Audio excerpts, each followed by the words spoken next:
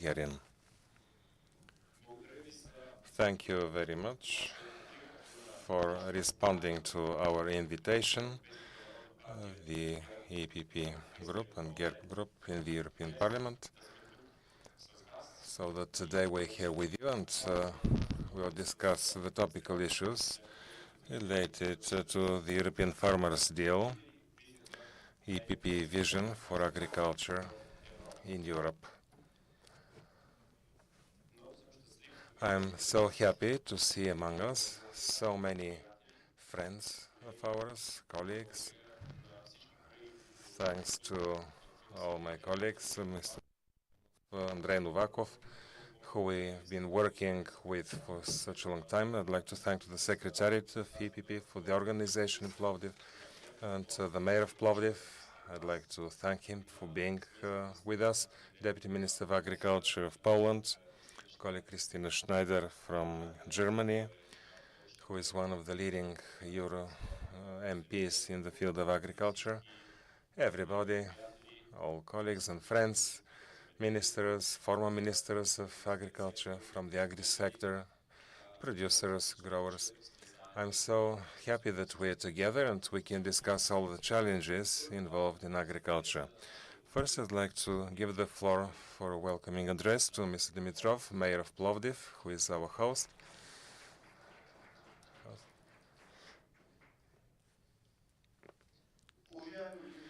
Dear organizers, dear participants, dear guests, ladies and gentlemen. It's a great honor for me on my behalf and on behalf of the municipality I represent to welcome you to our wonderful ancient Plovdiv. I'd like to thank for the EPP that EPP has chosen Plovdiv for this conference on European Farmers Deal and their vision for agriculture in Europe. Because Plovdiv, with the Thracian Valley, so fruitful, with the Agri-University, University of Food and Flavoring Industries, with Institute for Agriculture Maritsa, Biotechnology Center, which is a hub for agri-education in our country. It's not just a hub it's not just an agri hub, it's a culture, transport, industry, and it's a tourist destination, so I believe you'll all be able to visit the ancient theater, Roman theater, our wonderful main street, to enjoy the old town and various epochs from antiquity through Renaissance till today. It is through these forums that we outline solutions for our common future, and I wish every success through this event. Thank you.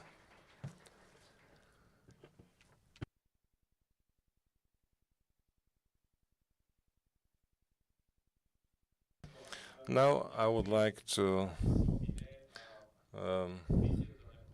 mention a little bit about the vision of the EPP with regard to agriculture, and then we'll have some more greetings by Dina Valen, Transport Commissioner, Siegfried Murshan, Deputy Minister, Vice Chair of the EPP Group in the EAP, and Chairman of the Working Group for Budget and Structural Policies, and one of the initiators of this series of events, EPP for Farmers, because the EPP is the farmers' party in Europe.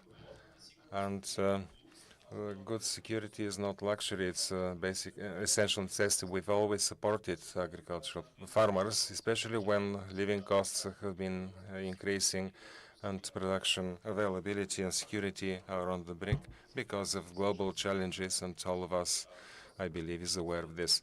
Agriculture has two sectors of strategic importance for Europe. Farmers and their enterprises are the face of Europe, and we are proud of you, and we stand behind you. And the European agriculture and CAP have to respond to expectations of society, especially for high quality of food, safety, preserving the natural resources, animal welfare, and fair prices for the consumer products. The rural areas are not at the periphery, but are at the heart of Europe. Unfortunately, until 2004, European Union can lose 6.4 million farms, which is a reduction from 40% with regard to 2016. So we want farmers in Europe to have future and possibilities for dialogue, not top-down, but down to top, bottom-up, with you together, preserving the climate, biodiversity, and sustainable preservation of landscape can be together with the farmers and not against them. Our next period of the Common Agricultural Policy from 28 to 34 should have a stronger economic pillar, and direct payments should provide the main farming incomes and provide safeguards in volatile markets. This should allow for increasing our competitiveness in this sector. In addition, we have to guarantee that funding the COP is distributed in a fair manner within and inter member states. This resilience should be a factor for our COP to safeguard incomes, highest standards in the world, and these standards have to be elaborated in a way to preserve competitiveness of European agriculture, including worldwide. Developing rural areas should be an incentive for the farmers and the population in rural areas and should guarantee the vitality of the sector, including better intercooperation between rural and urban regions and interrelated public services and fostering local economy and local jobs, local employment. For us, fisheries and agriculture are sectors of the future, and we want the young generation to be able to choose this walk of life. We are against the excessive requirements and burdens on our agricultural sector. Any green policies should take into account the interests of farmers and consumers. This refers especially for the new rules on sustainable use of plant protection products and unnecessary bureaucracy. We're against that. We're determined at the EPP in the new mandate to reevaluate the existing agreements according to the actual standards for production to guarantee the competitiveness of farmers with regard to the top standards for production. Also, I'd like to inform you that together with my colleagues in Strasbourg, we opposed yet another time the unconditional opening European markets for agricultural products. And this is why with our votes, about 20 members of Parliament, of the European Parliament, more, there were some conditionalities for 12 kinds of agricultural products.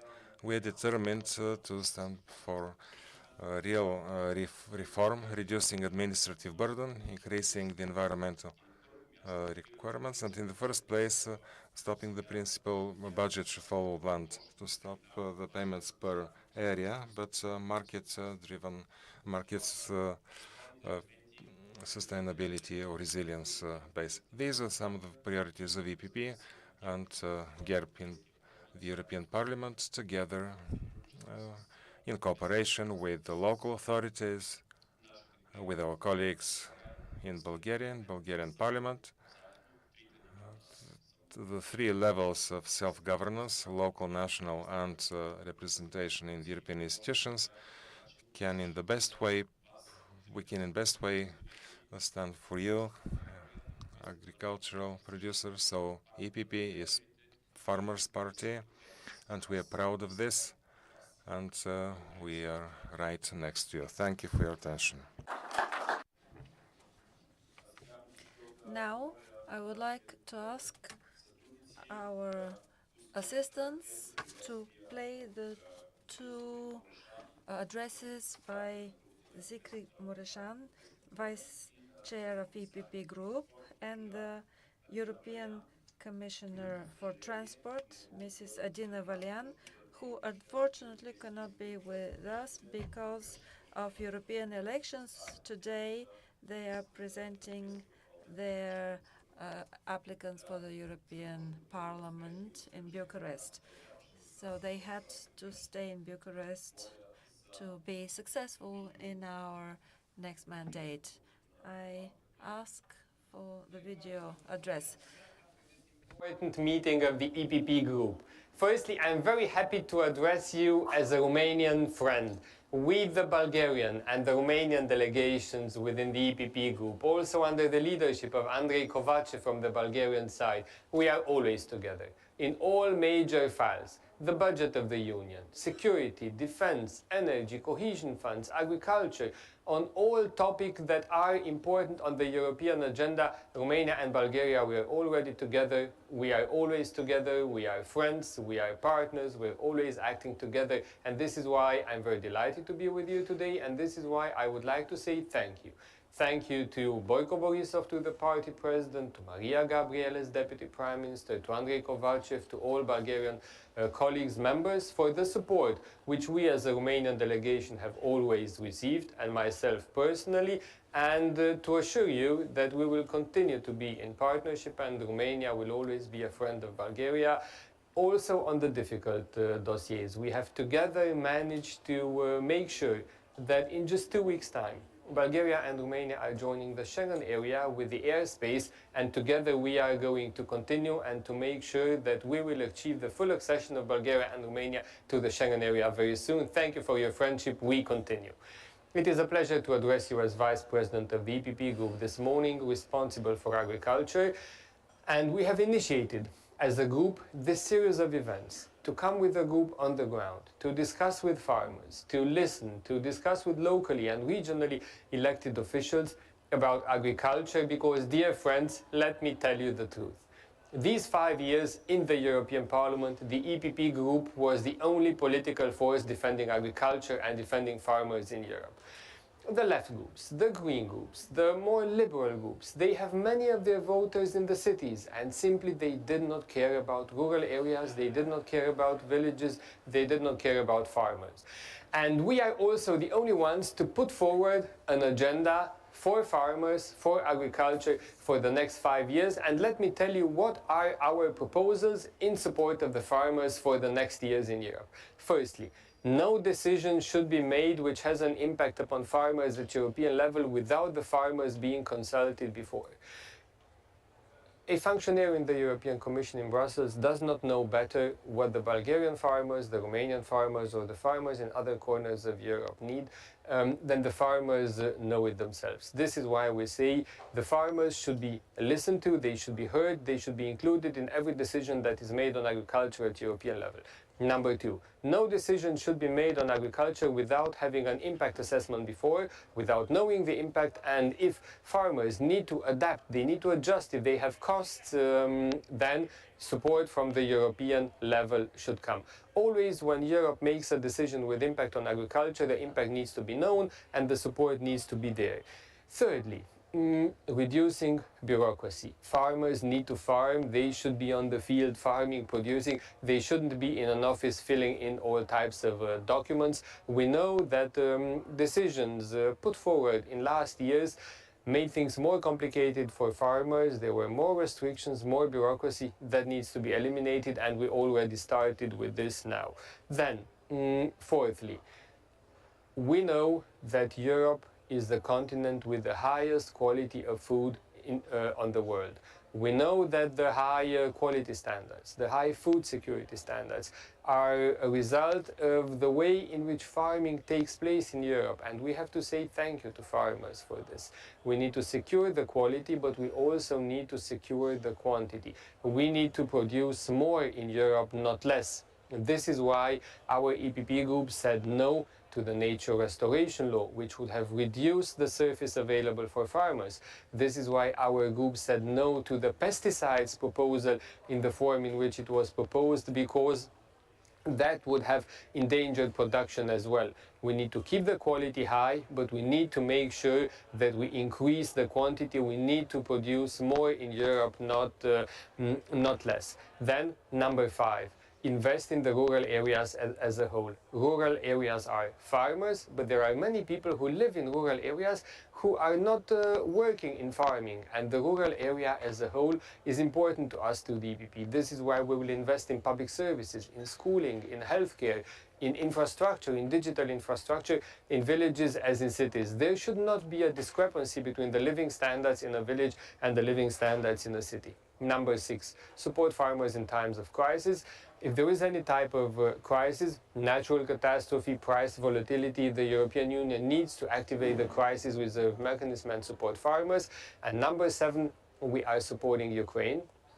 We are supporting Ukraine to be able to export its agricultural products. What we can use in Europe, what we need here in Europe, we are happy to import into the European Union, but what we cannot use here, because we don't need it, we need to make sure that it only transits Europe, that it transits it fast, that the origin is clear, the destination is clear, and that this transit is not a risk for our local farmers. So we want to support Ukraine. We will absorb from Ukraine what we can, but what we cannot absorb, it would be unfair to promise to Ukraine that we absorb it here, because we will not be able to absorb it and we will create problems to our own farmers. We have to make sure that this is exported to where it is needed, in Africa, in the Middle East, because if it floods our markets and doesn't get to where it's needed, then people will not have enough to eat in those areas of the world. And just this week, we have managed in the European Parliament to give a positive vote to the continuation of imports from Ukraine, but to also put some limitations, some safety nets, some breaks if the quantities are too high and they pose a risk for our farmers, because our clear agenda as EPP Group is to protect farmers in Europe.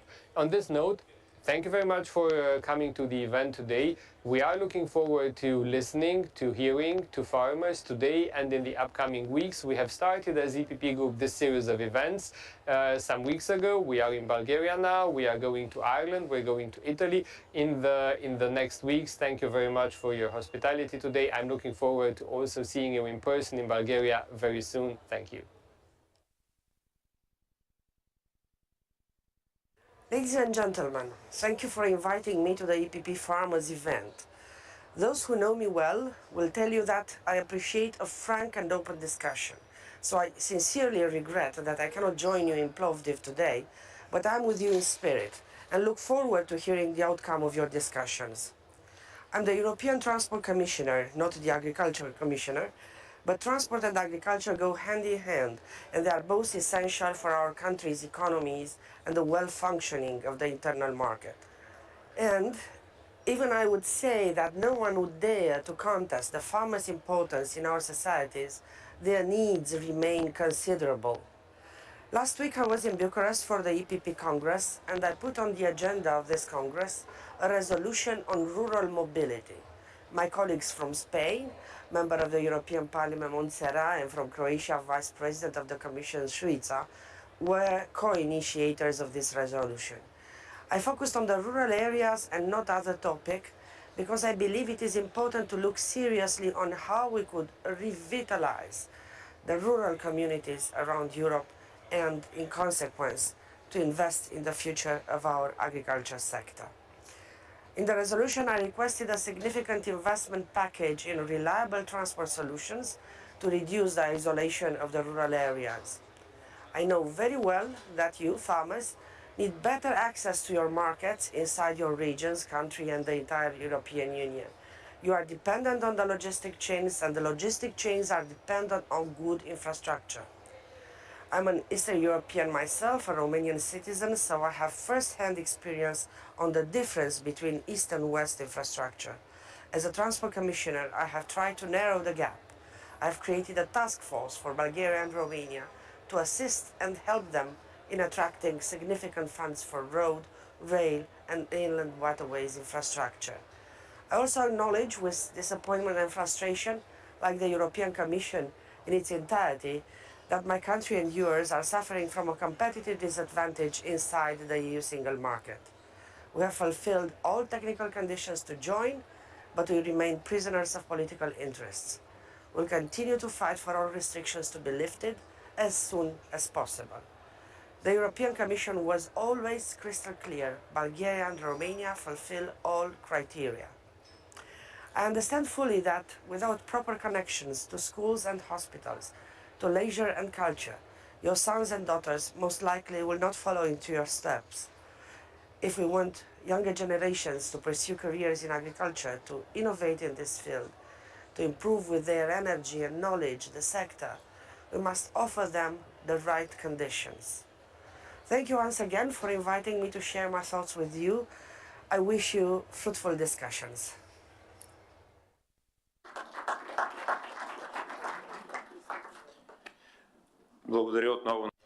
Thank you to our two dear colleagues, Mr. Mureșan and Mrs. Valian. Now it is my great pleasure to invite a person who you know very well for sure, our colleague and friend, Desislava Taneva, former Minister of Agriculture. And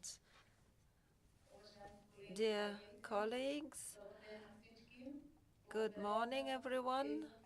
Thanks to everyone who is interested in this event.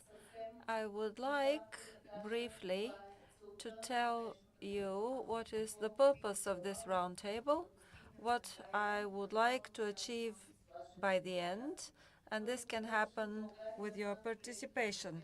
First, welcome to Bulgaria, to the colleagues from the EPP, our Euro deputies, and I'm sorry for those who were not able to come in person. It's the colleagues who spoke through video are at a meeting for selection of candidates for European Parliament. We are facing elections for European Parliament, and EPP, as the biggest group, the most influential political group in the European Parliament, will be essential. It will be essential what policy it will suggest for this sector. Unfortunately, the last years there was crisis, a lot of crisis, a lot of problems. Decisions were made in a hurry, and then solutions were proposed to minimize the damages from fast decisions that were not well thought of. Bulgarian producers must tell the EPP, dear colleagues, we and you as a party that supports farmers in Europe, we want this, this, and this. 1, 2, 3. And to explain why we have those demands. As I read the presentations of the speakers, I have prepared a program which I will introduce to all of you. In the course of the discussion today, I will add on to it. When we were organizing this meeting, I know most of you for more 10 years than 10 years. I have worked in legislative area as an executive. I have a lot of experience.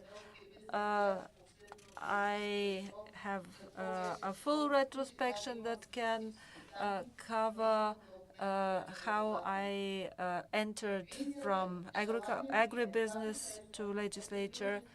The desire is this meeting to end with the message of Bulgarian farmers, what policies they wish to have.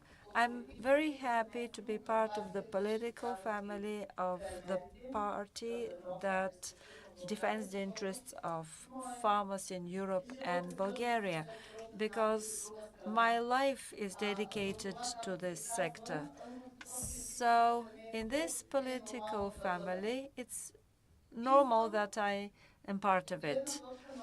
From the point of view of the experience that I have, I would like us to be sincere, to be concrete about what our demands are, to avoid slogans that were, unfortunately, the main part of the political debate, life, and reality in our country.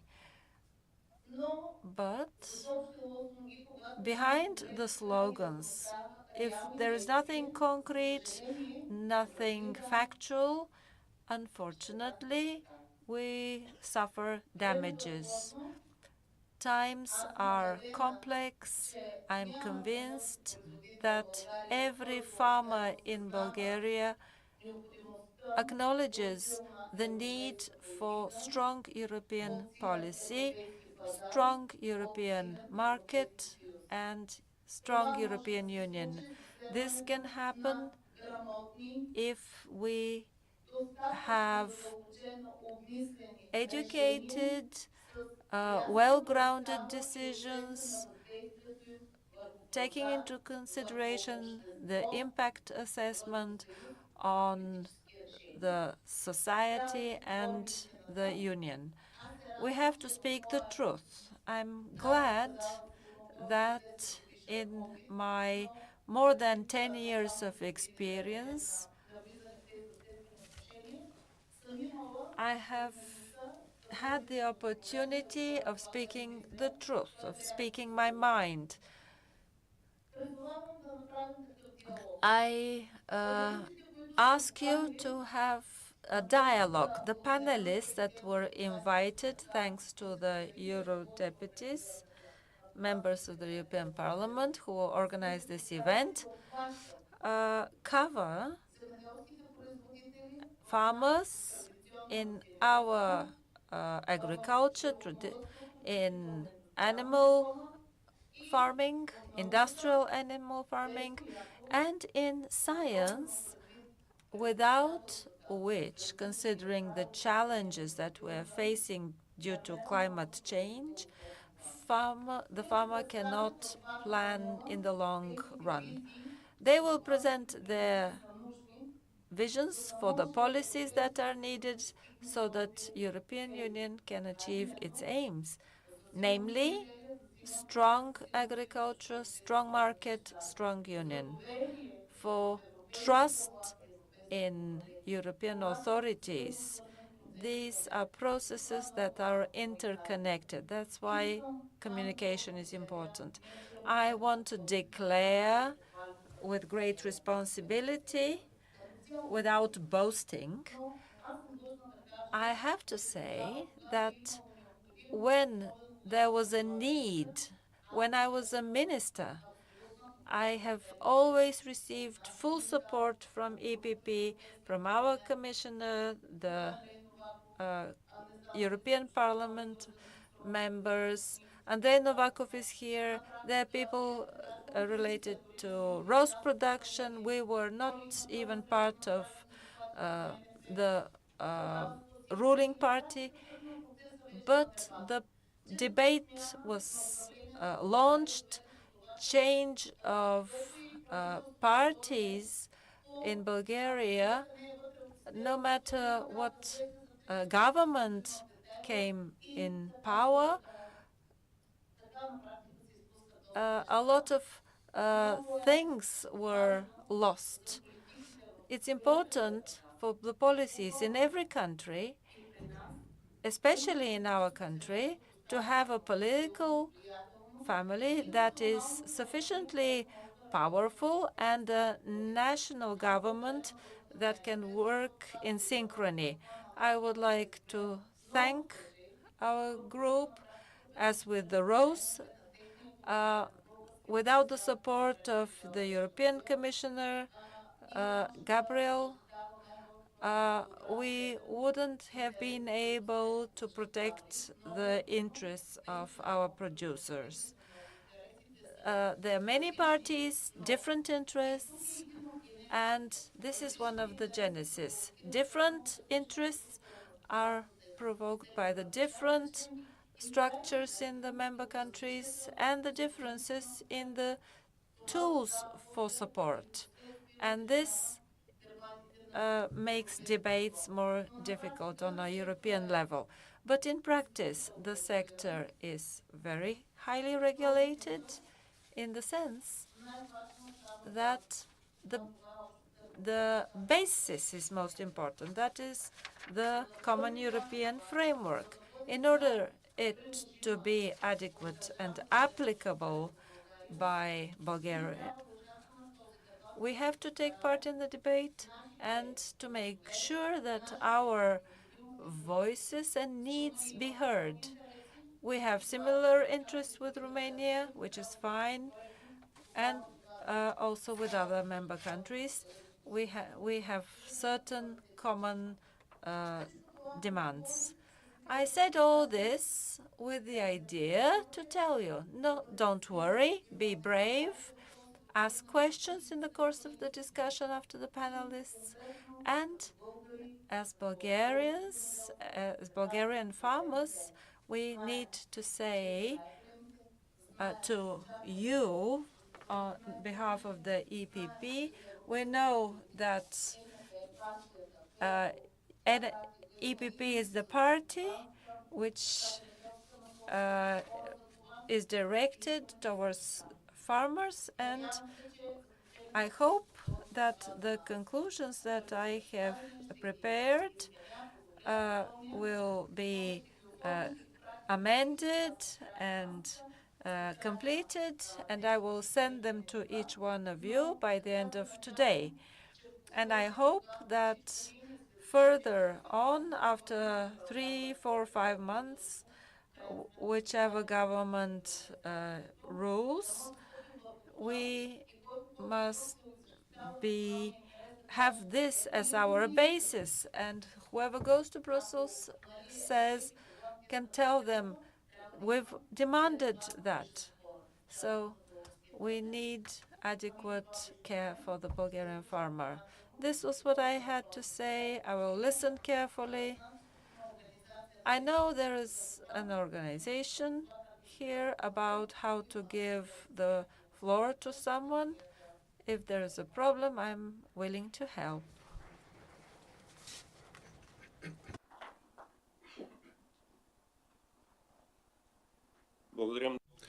Thank you so much, Desi.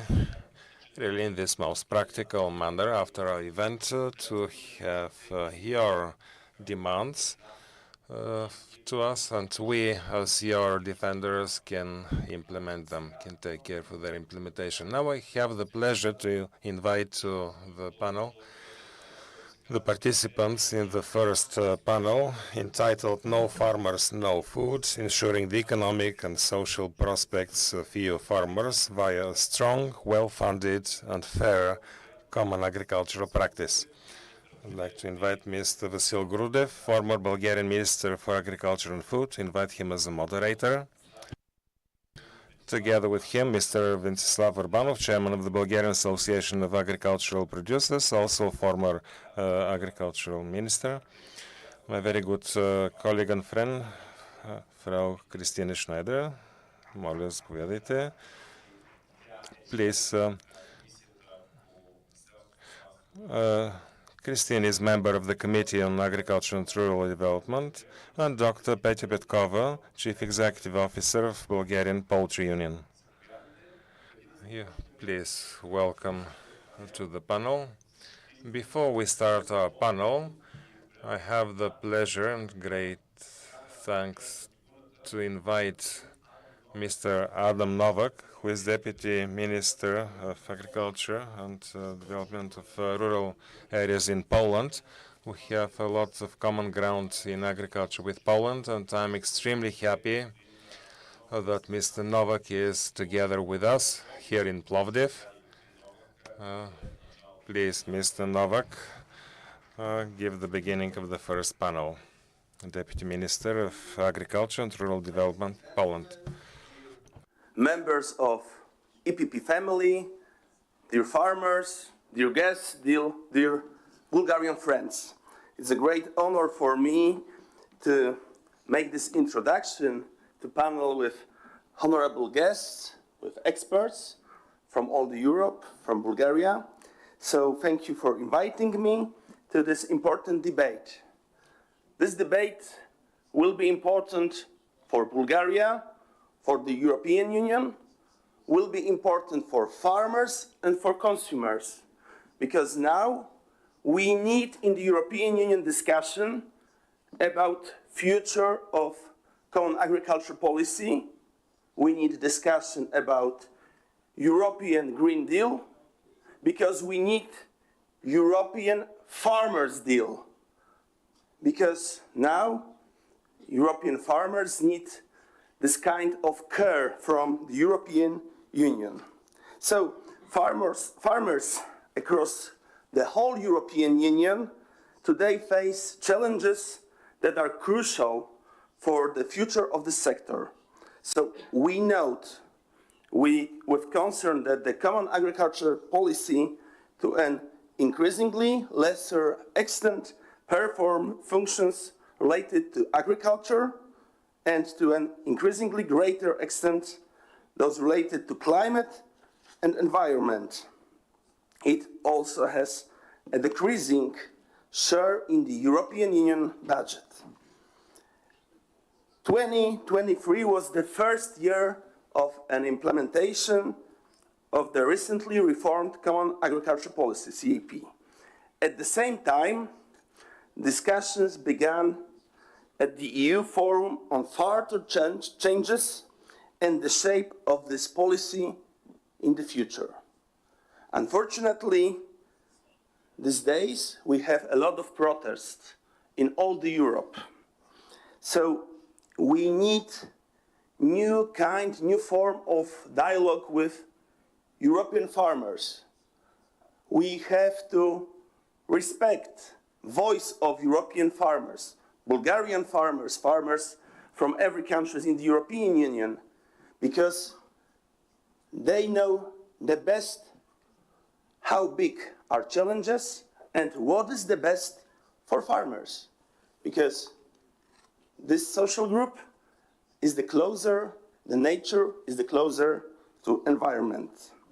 The strategic dialogue launched by Commission should place agriculture among the priorities of European Union policy and recognize food security as the primary goal of agriculture activity. So, once again, agricultural protests across the European Union clearly show us that decision on the future of agriculture cannot be taken in the closed European Brussels, Strasbourg offices of the Commission, of the Parliament, and other European Union institutions. This kind of dialogue should be open. So thank you to Member of European Parliament, Kovacev, that today here with a very wide group of receivers, we can discuss about this future. So thank you that European People Party know that this dialogue is necessary. Thank you, Mr. Kovacev.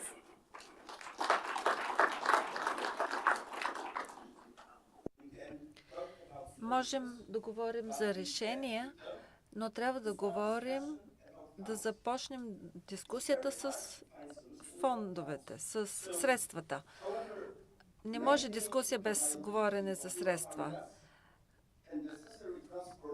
С трансформацията на селското стопанство е необходимо да се финансира не само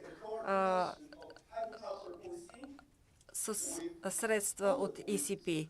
Трябва да има координация с другите политики, които засягат европейските селското стопанство. Околна среда, климат и търговия. В предишния говорещ, в селското стопанство няма само фермери. Земеделието със сигурност е само в селските райони, но има и хора там с други професии. Затова трябва да намерим решение как да направим сътрудничество между различните видове професии в селските райони и да използваме европейски средства за това. Същото важи и по отношение качеството на храните. В момента българските фермери много добре знаят, имаме големи проблеми с много амбициозните изисквания за европейските храни. Предполагам, че знаете, че в Европейския съюз ние имаме най-строгите изисквания за храната. И понякога храните, суровини от трети страни извън Европейския съюз нямат такива изисквания и такова съответно качество. Ако имаме отворен пазар, например за украински продукти, в Полша, в моята страна, има същия проблем, дори по-голям, какъвто имате в България и Румъния. Ние трябва да започнем обсъждания. But we have discussion about the same quality. Because we know that cost of production in European Union, restrictions for fertilizers, for plant production are at the moment extremely high.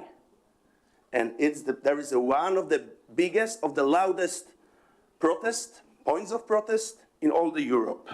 So we have to start discussion about new CAP. So thank you that one of our guests, member of European Parliament Schneider, is in the first side of the force, in the green side of the force. Thank you for this support, because it's not easy in the European Union, in the European Commission, discuss about needs of farmers, because they are really another groups of interest there. So thank you once again that you are stable point and very strong representative of European farmers in this right side. So thank you, Christine, for it. And what else? We need revision of European Green Deal, because the goals of European Green Deal and farm to fork strategy should be revised, because now very ambitious European policy, climate and environmental policy, the biggest restrictions is giving the biggest restriction for farmers. And in next steps, consumers pay for these restrictions. We have to remember about it, European Union have to remember about it. Of course, we have to discuss in new CAP about 4.0 agriculture, about smart farming, innovative in agriculture. We have to discussion about artificial intelligence, because it could be also part of food security in every part of this food supply chain. But without economical, reasonable, without profitable of agriculture, implementation of artificial intelligence, of 4.0 technologies for agriculture will be impossible, because farmers all over Europe have big mission, have a big positive energy for this work. But without support of incomes, without profitable future of agriculture is dangerous. So, to be honest, I have a lot of another points, but I know it's maybe a little bit too long, my speech, too longer. But finally, about direct payments, last point of my introduction to this very interesting panel. Recent crises also show how important it is to ensure stability of income in agriculture to maintain food security. More ambitious environment and climate goals should be accompanied by adequate financial measures. Rather, we need facultative, not obligatory solutions for farmers.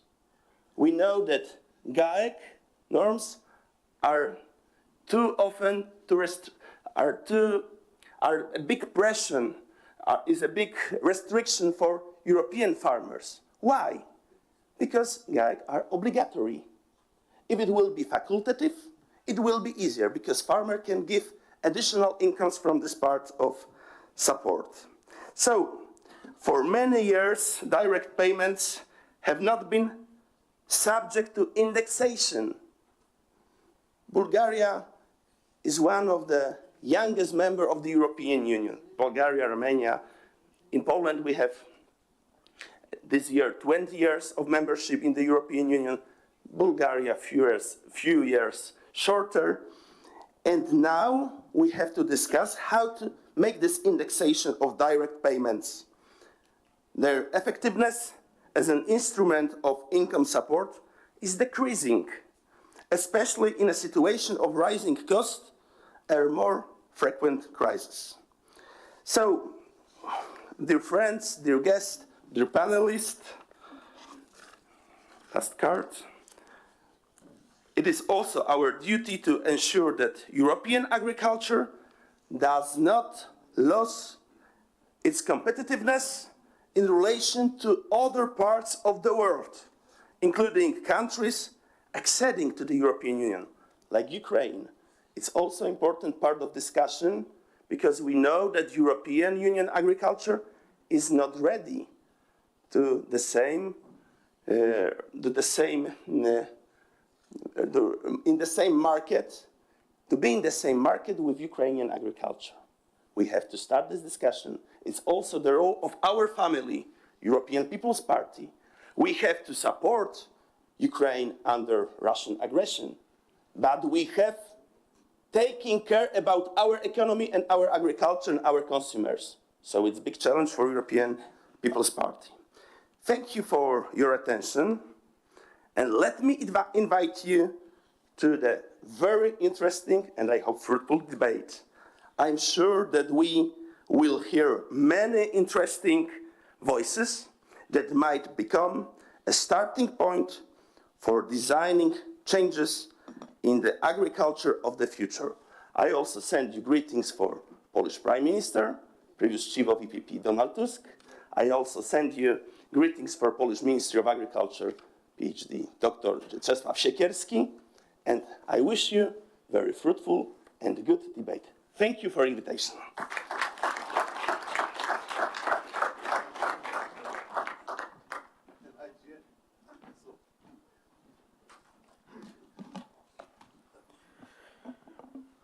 Благодарим, господин замминистър. Thank you, dear Deputy Minister, for your friendly attitude. Thank you for sharing your vision on the development of the common agricultural policy. Dear friends, and dear organizers, guests and colleagues, the first panel of today's discussion is called No Farmers, No Food.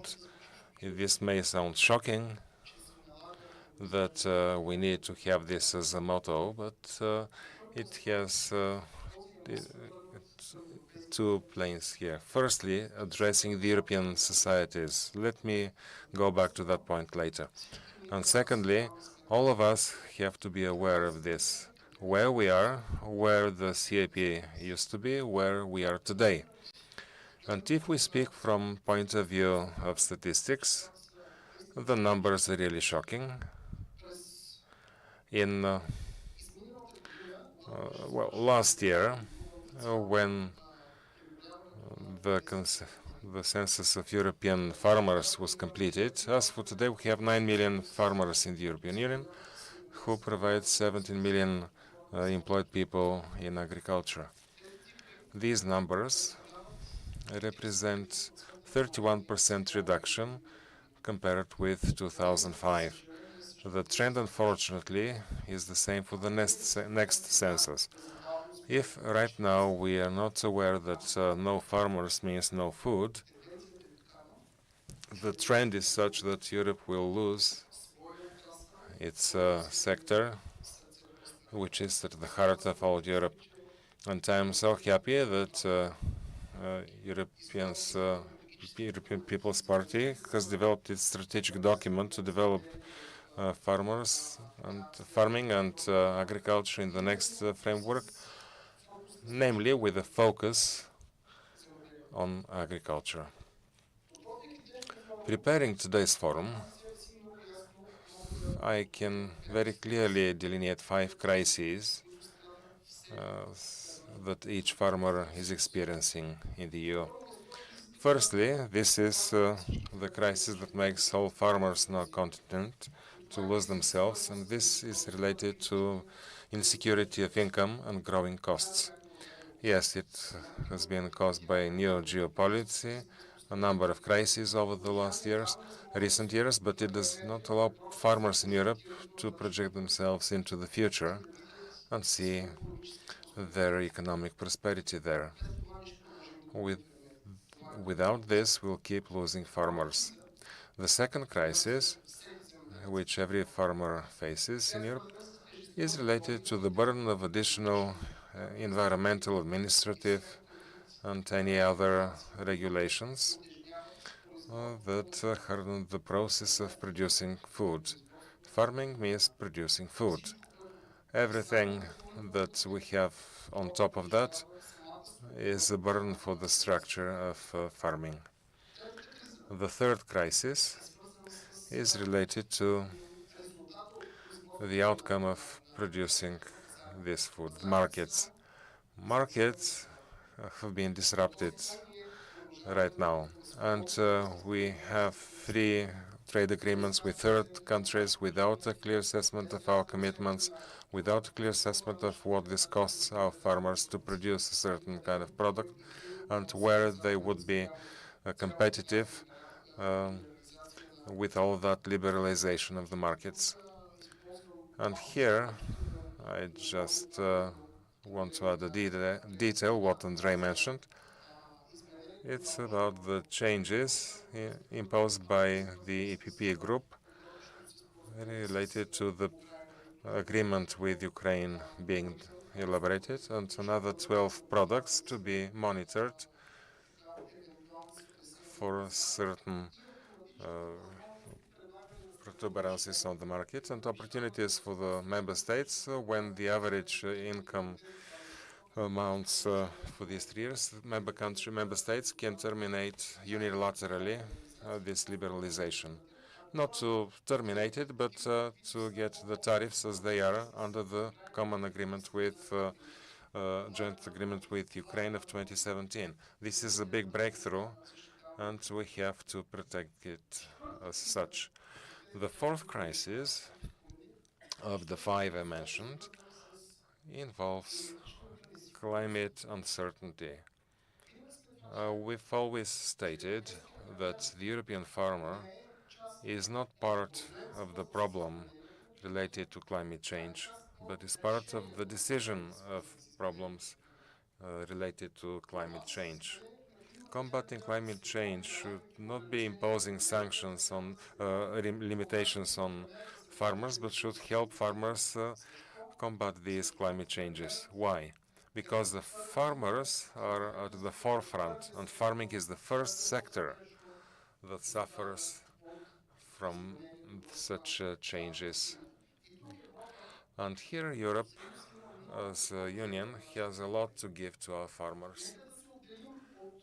Let us stay away from the topics for new environmental requirements, but how we can help our farmers fight environmental changes. And while the other part of the rest of the world is intervening, making official steps towards to fight climate change, well, let me interrupt my speech and let us welcome Mr. Borisov.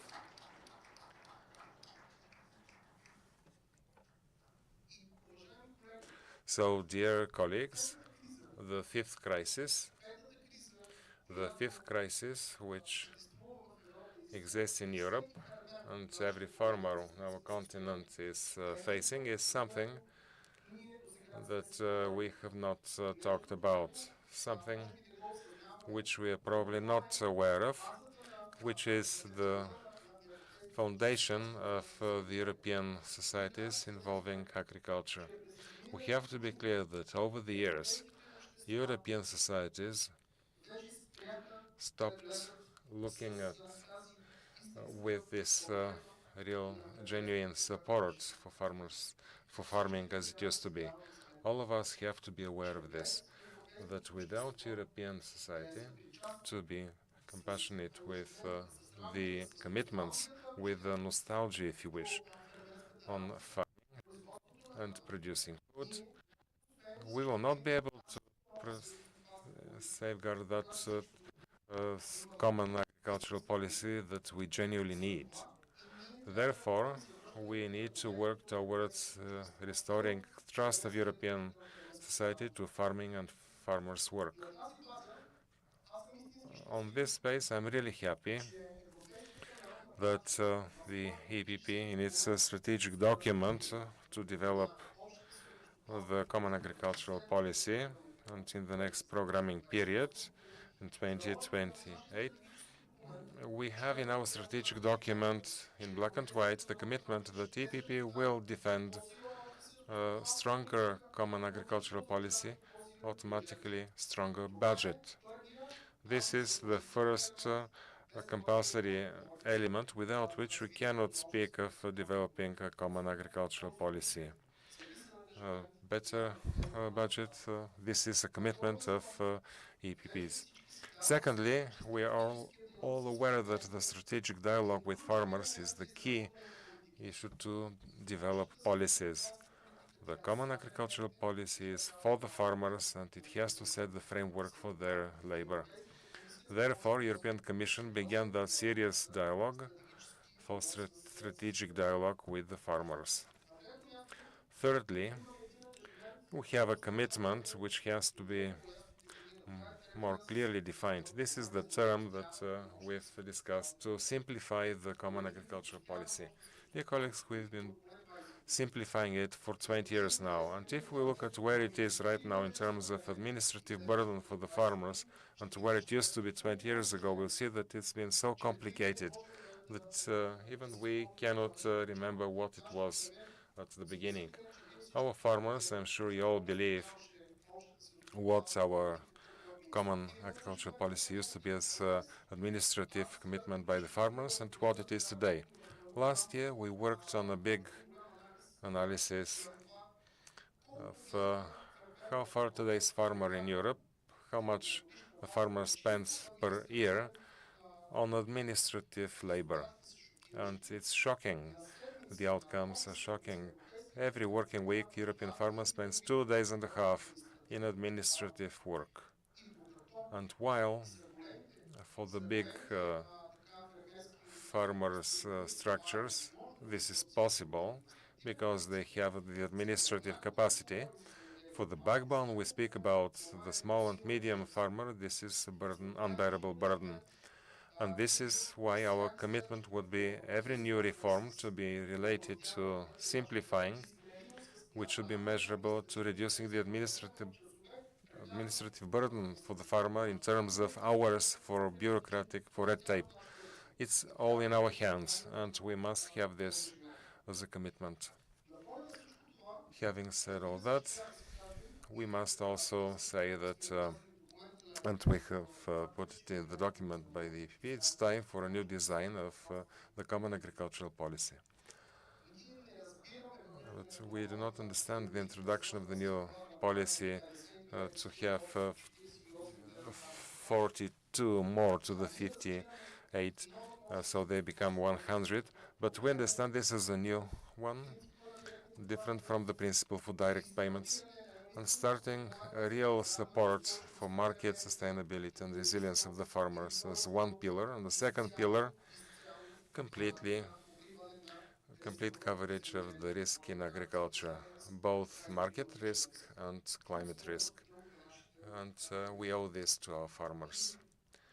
And Mrs. Staneva, if it's possible from now, I'm sure that it's in our conclusions, but still we really must pay attention to our European partners, to something which may seem tiny, but is a sign for our farmers, the external convergence.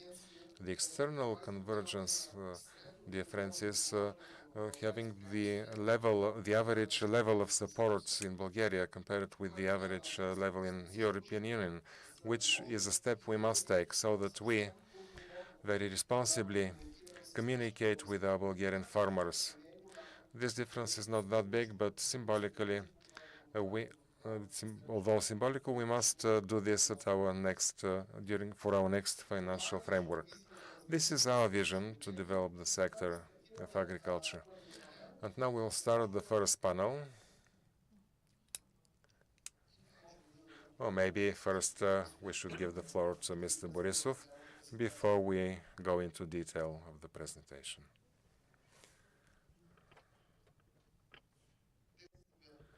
Desi, you have the floor, please.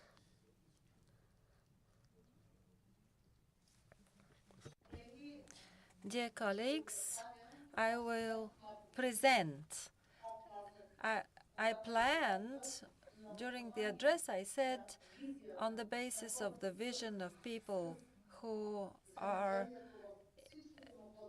related to all sectors of agriculture, science, the rector of the agrarian universities here.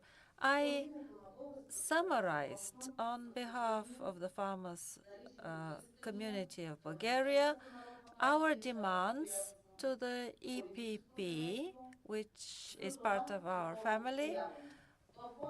In the course of the discussion, we can add or change, but what I think we can all unite around are several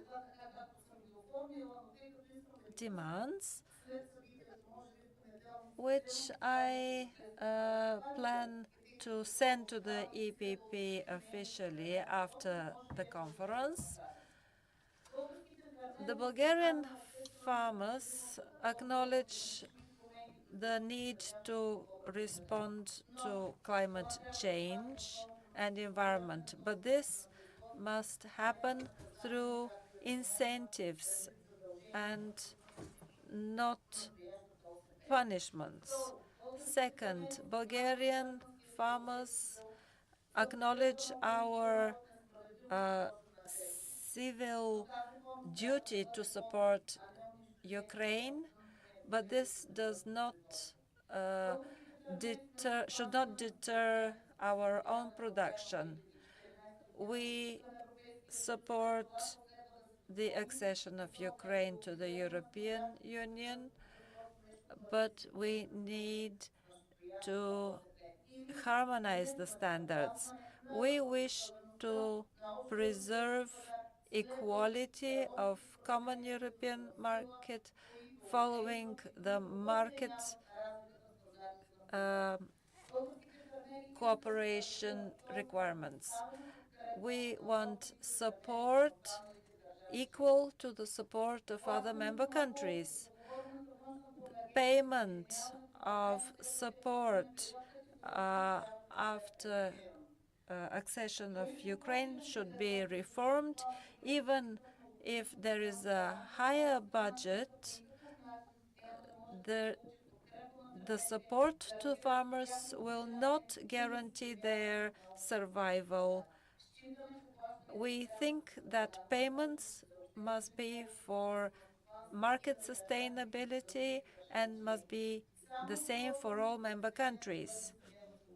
I will add what Vasil Grudov said. Even external convergence that has been negotiated in 2007 will lead to equal mean payment, but difference with Greece will remain high. because this is where the difference is greatest.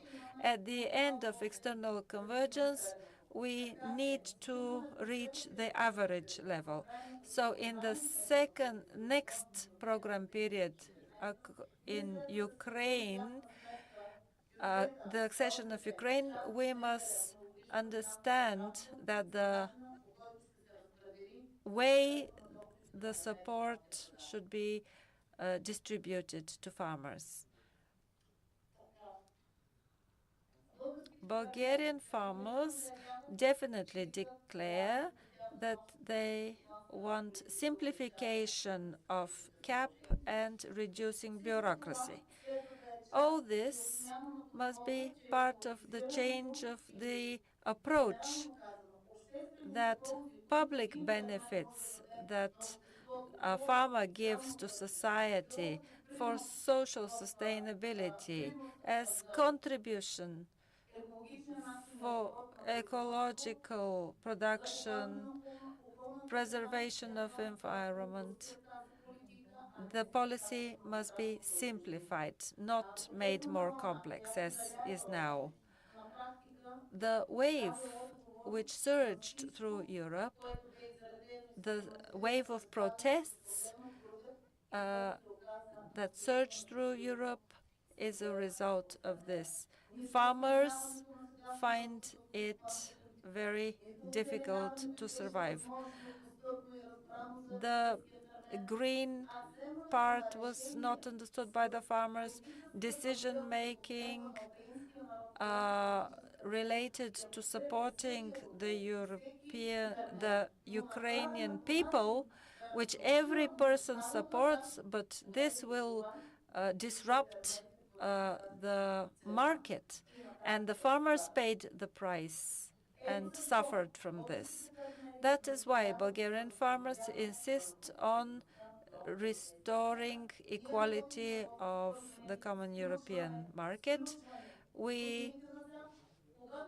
In the past years, the standards for production were valued only in the last 4 or 5 years. With the adoption of the European legislation for climate protection, we made European production more expensive.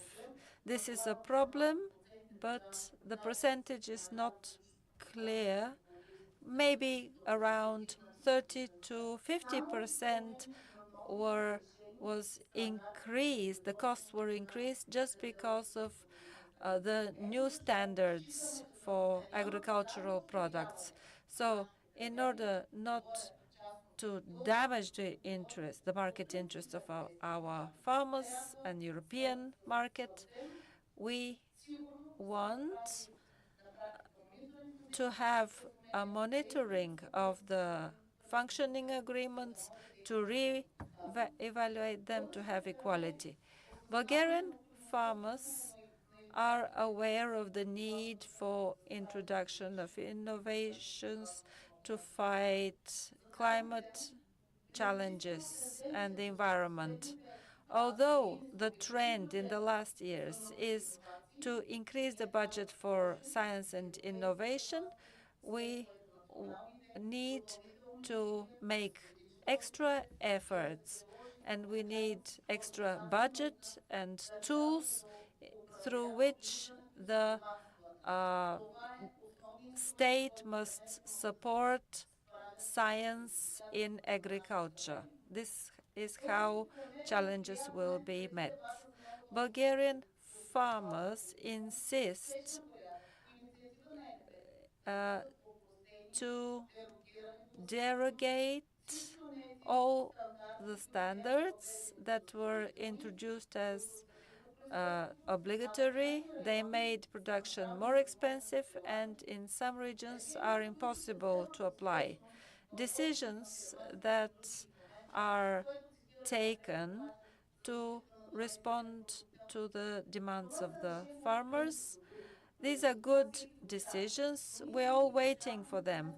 But it's a last-minute thing, and this hinders planning and this will affect supplies on the market. With my colleague, we discussed how all last-minute decisions cause deficit of seeds, and for every business, it's important to plan in order to have equal market access. Administration must not be in the market.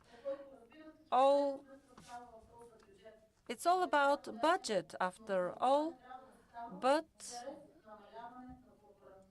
this should not deter competitiveness of the market. Bulgarian farmers insist the political debate for the new common agricultural policy for the next program period, because farmlands will be increased. This debate must be in depth, must go into details, make impact assessment, extrapolations of all new policies that will be introduced in the regulations for the next program period, so as to prevent last-minute decisions to save damages and market unsustainability of the farms. Today we will add on and we will send it officially to EPP, to whom I wish to express my gratitude for their support. We have always received support. Maria Spiratis must be congratulated for her initiative to restore the debate for the chemical regulation so that our producers of rose oil be protected. And I think that we are all aware that in our European family, in the EPP, we need to have a fair debate in order to achieve fair policies.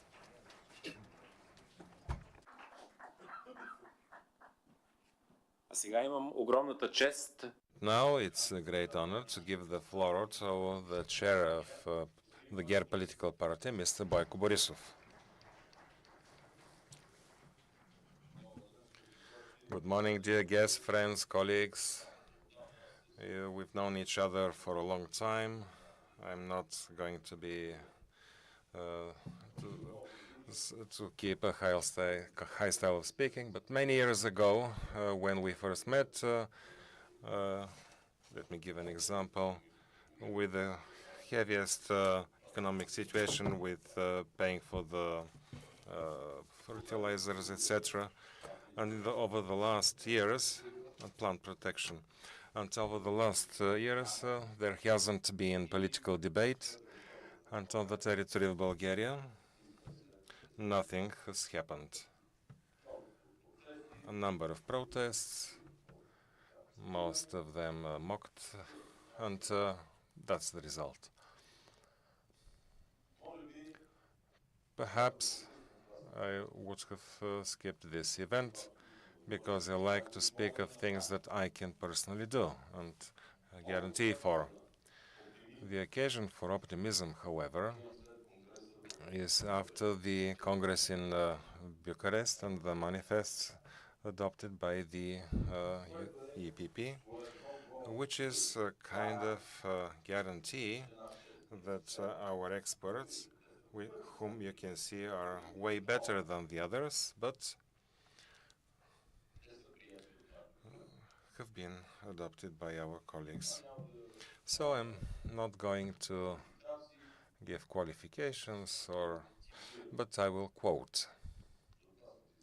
This is why I have some notes here to be punctual when citing, when quoting. There are two important things from our Congress of the EPP in Bucharest, and for which I'm so proud of my colleagues there.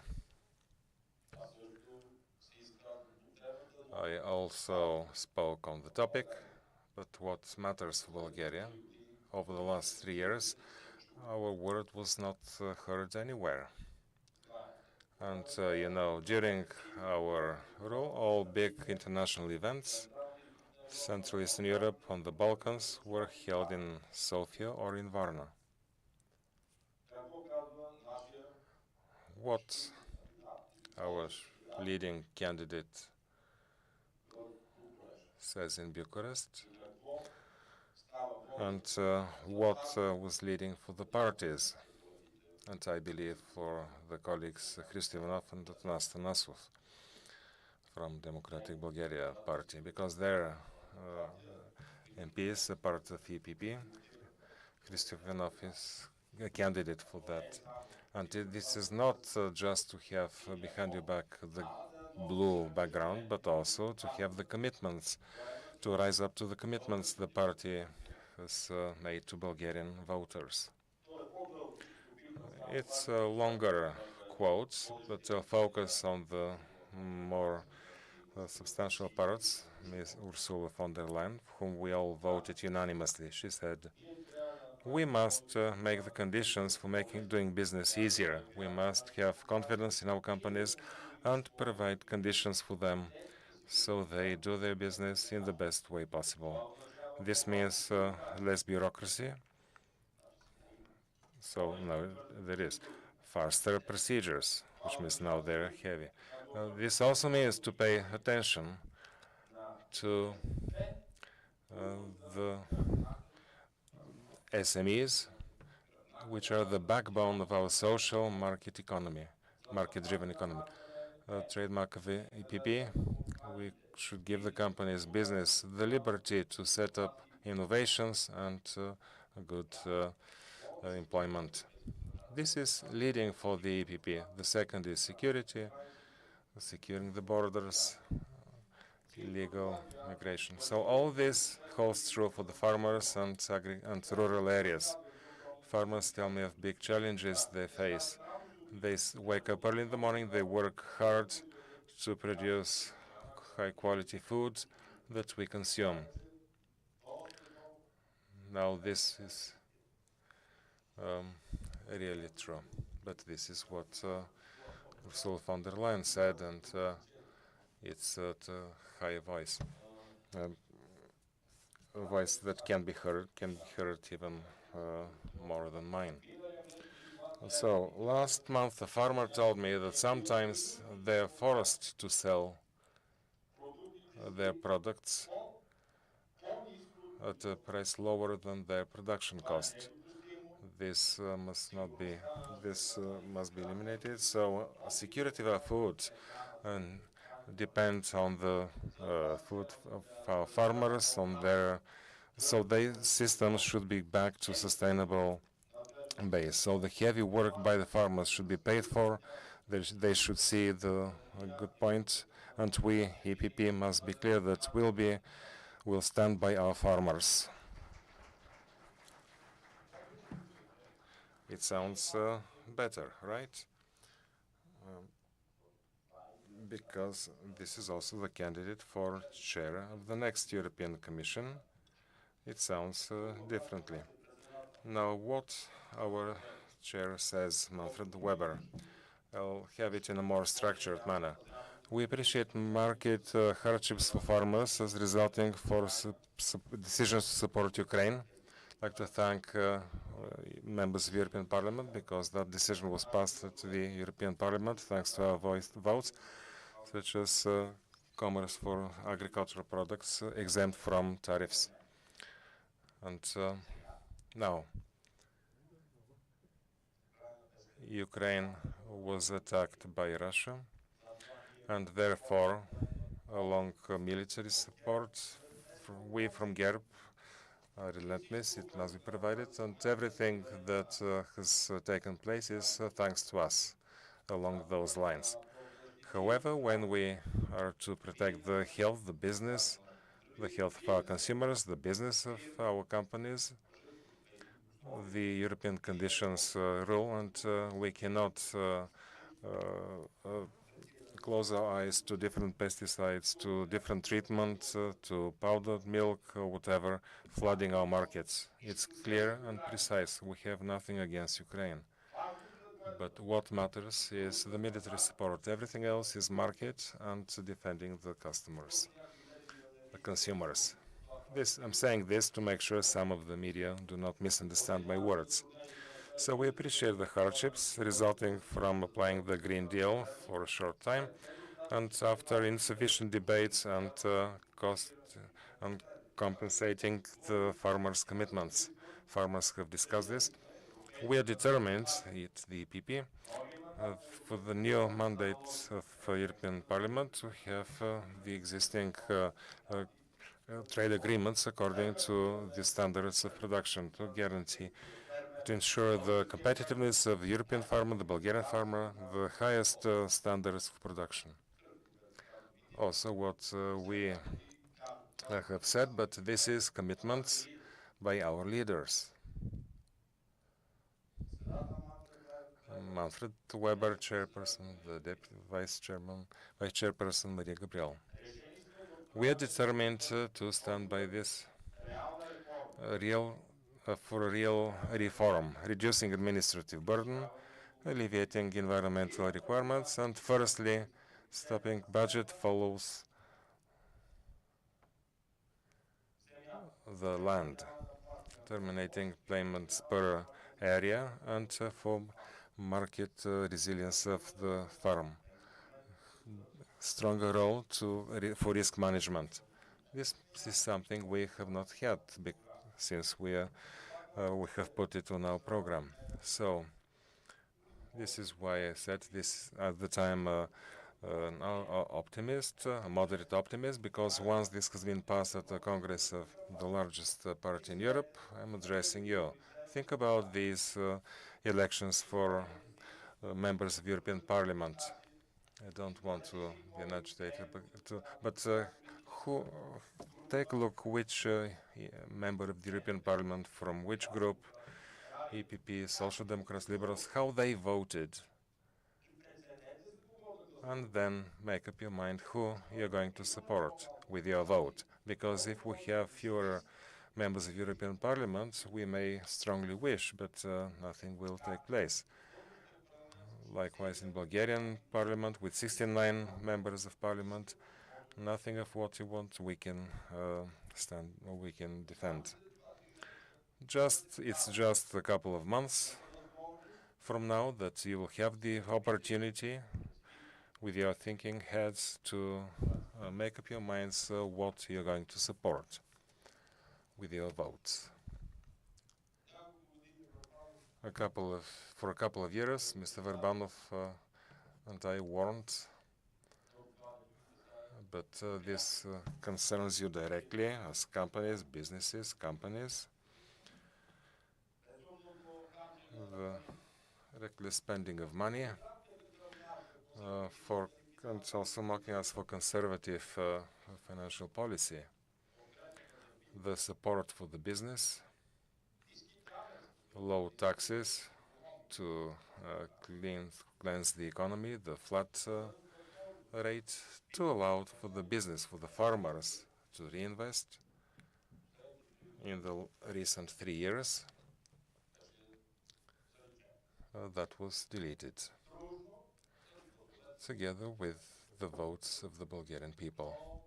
But everybody foots the bill by the end of the day. You've heard a number of times that the International Monetary Fund will have its word for financial discipline. Let me remind you that 3 years ago, thanks to our conservative financial policy, Bulgaria was accepted in the hardest to accept the European Bank Union and the central of Eurozone. But then protests began. They didn't like it, and now this becomes a priority, although we were about to be there. What yesterday the International Monetary Fund said. Let me quote. As a beginning, these are recommendations. But those who fail to comply, later on, they become mandatory because there is no place to get new credits from otherwise. The banks and the markets very careful. The interest rates are very high, and Bulgarians actually pay for all this. We heard a lot of top 1, top 2 in the world, so 1%, 2%. But I said, well, it's a new financial strategy that just Harvard alumni know about. I asked colleagues who went to Harvard, and they said, no, it does not exist, but let's trust. So let's hear what the IMF is telling us, what we were talking for 3 years. Bulgaria should change its tax system to ensure more tax incomes in the budget.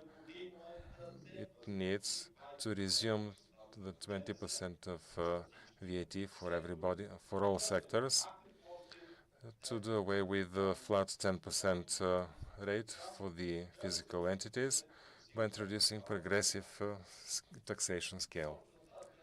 Later on, I'm not going to read for you because it may not be, but not that. But there is no free lunch. This is not my words, you see. And along with what EPP is going to do, get ready to pay for higher taxes. Because with this reckless policy to give away money on a large scale, to be cute, to be good, to look friendly, now we'll all reach into our pockets and pay for all this. Now the next financial minister will have a hard time, as well as the next prime minister, who is going to take these new drafts into parliament.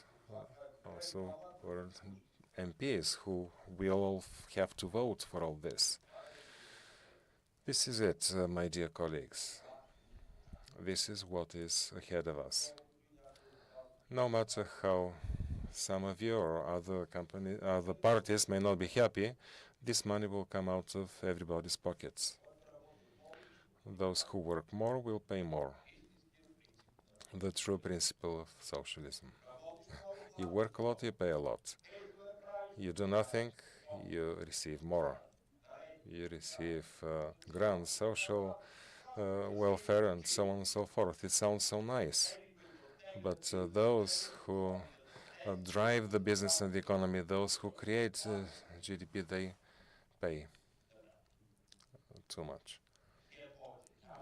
We're not going to hold this for a long time, to have a reduced tax rate, especially after the IMF's words. There will be a package, and unless we vote for that, we won't be able to ask for 10, 15 billion loans, as we warned you.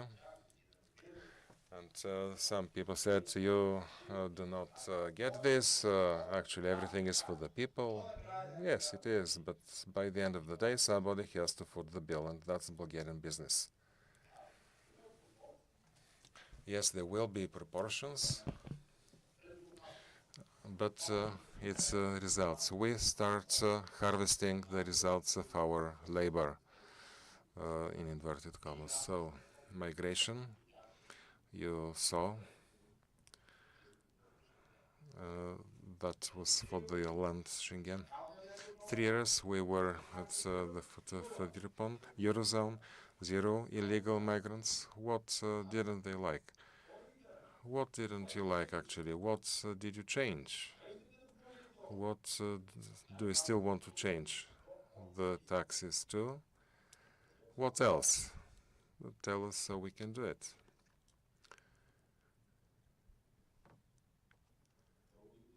Thank you so much for inviting me to communicate the good news to you, to break the good news to you, because after the holy man, Patriarch Neophyt, deceased,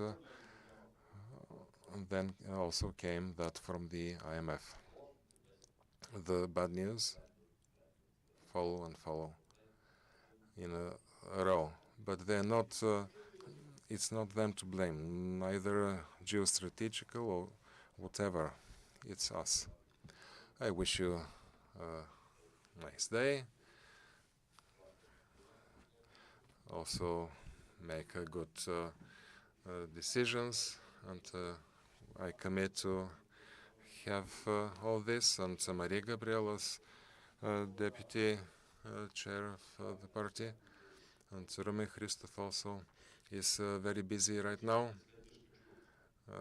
But for some of this, it's too late. So, but we shall stand by your decisions, and we believe the EPP will have enough votes so that our commitments will be met. If we don't have enough votes, we won't be able to. Others will prevail. No, actually, I have heard a lot from you. Everything is written, and just saying that you're going to talk to me about the causes, and I'll speak about the consequences. Yes, so this is the consequence. So please carry on. You have our best experts here. They will listen to you. But by the end of the day, it all would matter if our group is the strongest group in the European Parliament.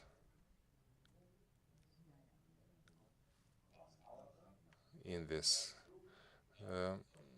in the room, they may take other decisions unless we have European members of Parliament. So this is why ours are here, and I'm frankly telling you guys, if you just take a look at how members of European Parliament have voted so far, make up your minds, and then decide and vote as you wish. There is enough evidence. Thank you.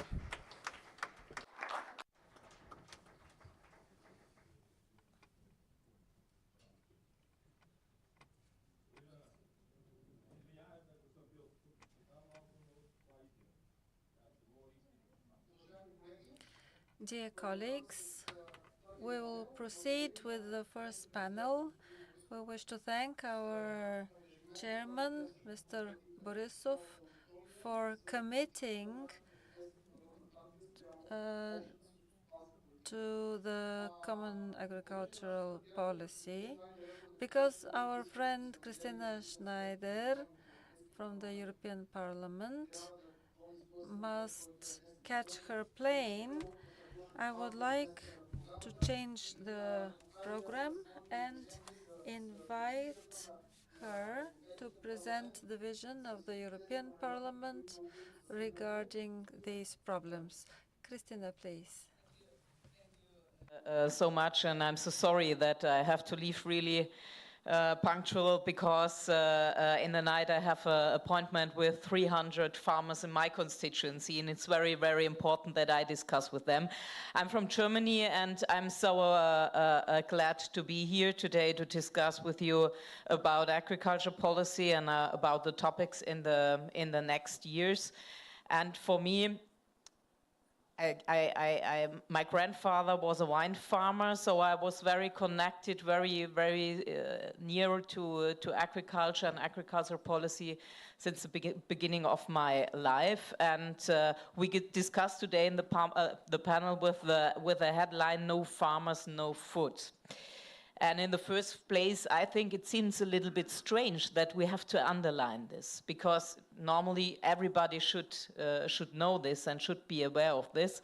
But we know that this isn't still the right way, because a lot of people in big cities try to say us in the rural areas and to say our farmers how they should care about nature, how they secure nature. And the same is when we have to discuss about the common agriculture policy. We know that we have since 1962 a common agriculture policy in the European Union, and since the beginning the important thing, or why we have a common agriculture policy, is that we can feed our European population.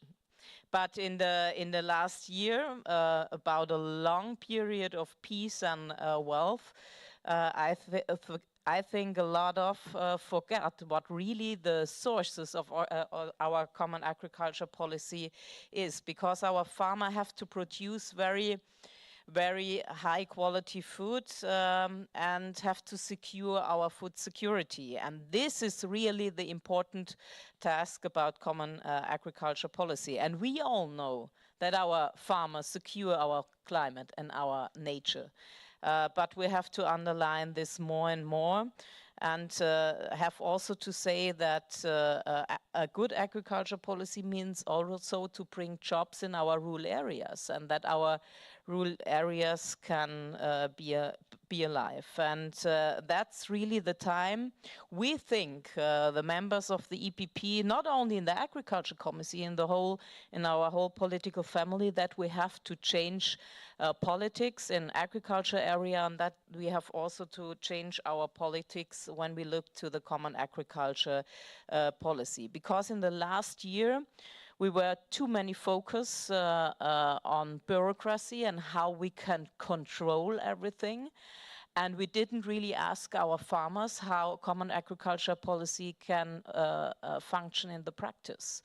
And I know it's same from my constituency, that a lot of things that you have to fulfill are impossible or very, very hard to fulfill. And so we have to look really very careful what we will do in the next period about our common agriculture policy. We must look about the developments at the moment about the Ukraine war. And I know in the Eastern Europe it's more difficult than, for example, in my member state in Germany, but we also feel the developments. And now in this week we gave, I think, the right answer. The Commission was too slow in our opinion, and to define where are really the products. We have to look very careful, and that we have the same conditions on our common single market. And that's the next point in the next period of the agriculture policy, where we have to look so that our farmers have the possibility to have the same conditions. When we want to save our nature, we must also compare to the production out of the European Union. And if they can product under other conditions, we have not the right competitiveness. It's not okay, because the products came in the European Union, and we have not the possibility to produce to the same prices, to the same conditions. And there we have to look really very careful when we talk in the future about Mercosur and about this. And I think the very, very important thing is to reform and to reduce administrative burdens. And so I'm very thankful that Ursula von der Leyen, she came from the same member states when me, that she realized now what really happens, and that she started the dialogue, the strategic dialogue, how we can develop agriculture in the European Union. She realized how important this is, and I'm very, very happy that not the Commission or the politics sit at the table, that the Farmer Association are on the table and other stakeholders to give us the right ideas. Because I think it's 12:05, we say in Germany, and we have to be very, very careful. We heard the numbers and the developments of our farms in the European Union, and it's all over the same in the European Union. And we have to give really good perspective to our youth farmers. I discuss a lot with our youth farmers organization, and sometimes I really can understand that they are afraid of their future. And this is our work we have to do in the future, also to give this perspective. So I'm here, I'm very glad to be here, and I don't want to explain something to you. I'm here to listen with my colleague, to listen what we should do in the next period. And I can promise you, the EPP is really the party of the farmers. I negotiate a very, very difficult legislative proposal with the nature restoration law, and I have no support on the left side. I'm honest too, I even have no support on the right extreme side, because they were not on the table to negotiate. They were invited, but they didn't come. And we are the voice of the farmers in the European Parliament, and there I'm clear, in the next period we don't need a second Green Deal. We need a farmers' deal and a deal for our rural areas. That's very important. Thank you for your attention. I'm very open to listen to it. Thank you so much.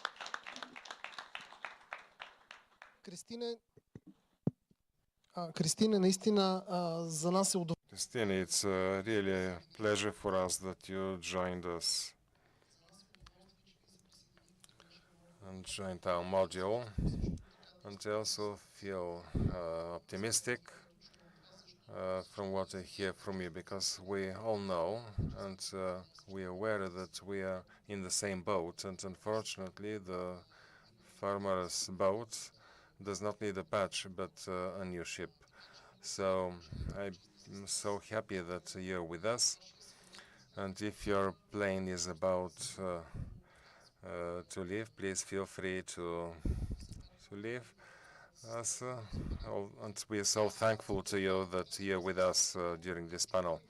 Now, having heard the vision of the European Parliament to common agricultural policy, in my chapter, one of the main interventions will be Mr. Varbanov, chair of the Association of Farmers in Bulgaria. Mr. Varbanov has been on the other side of administrative barrier. His experience is well known to all of us, but let us hear from him his interpretation and analysis of the situation. Mr. Varbanov, chair of the Bulgarian Association of Agricultural Producers.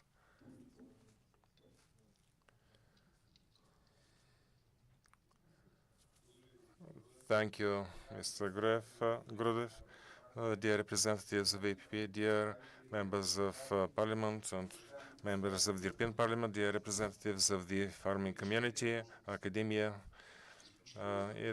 I'm extremely grateful to EPP for this invitation to join this very important forum, held just in time, in the very right moment after the peak of the large-scale farmers' protests in Europe and in Bulgaria, and before the elections for European Parliament.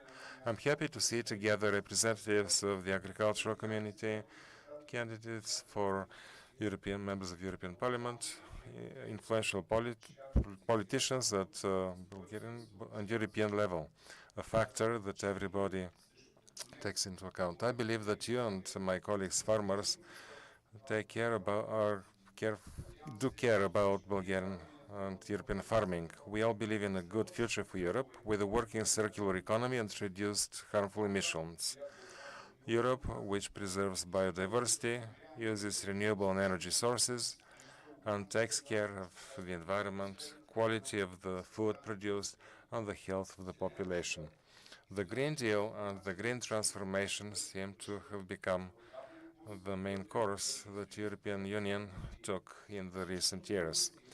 We all have serious concerns that this policy began displacing the initial values that CAP imposed since its very beginning. Initially, the goal of the CAP was to cope with the shortage of food and stabilize the agricultural market in Europe after the Second World War, to ensure a fair standard of living for the farmers, to normalize markets and guarantee a secure food supply at reasonable prices for the consumers, and later support development of rural areas. This holds true today as well. We seem to have given up the main direction, the true values of CAP, which is at the heart of the European Union. The big question is, are we going to allow this to happen? The agri-sector faced an unprecedented series of crises. First, it was the COVID, with a heavy impact for everyone. Then the war in Ukraine that we're still suffering today. And the additional problems with the interruptions of energy supplies, the huge inflation, and the retardation of the economy, slowing down the economy. I don't want to think that the next crisis will be called European Green Pact, but this might happen unless measures are taken and the voice of agricultural community is heard. Is there anybody in this room who does not understand why Europe's streets were filled with angry farmers who faced the increasing green um,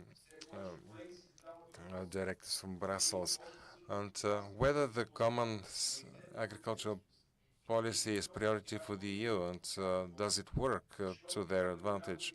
Because we can see a great discrepancy between the good intentions and the actual outcomes. In the recent years, we kept speaking of simplification, but we witnessed a more complicated and more administrative burden. Dear ladies and gentlemen, I'd like to remind you of what happened over the last 20 years in our country, looking at statistics. In 2003, 4 years before Bulgaria joined the EU, the number of farms was 665,000. In 2020, it's 132,000. For 17 years, farms reduced fivefold. From 4,600,000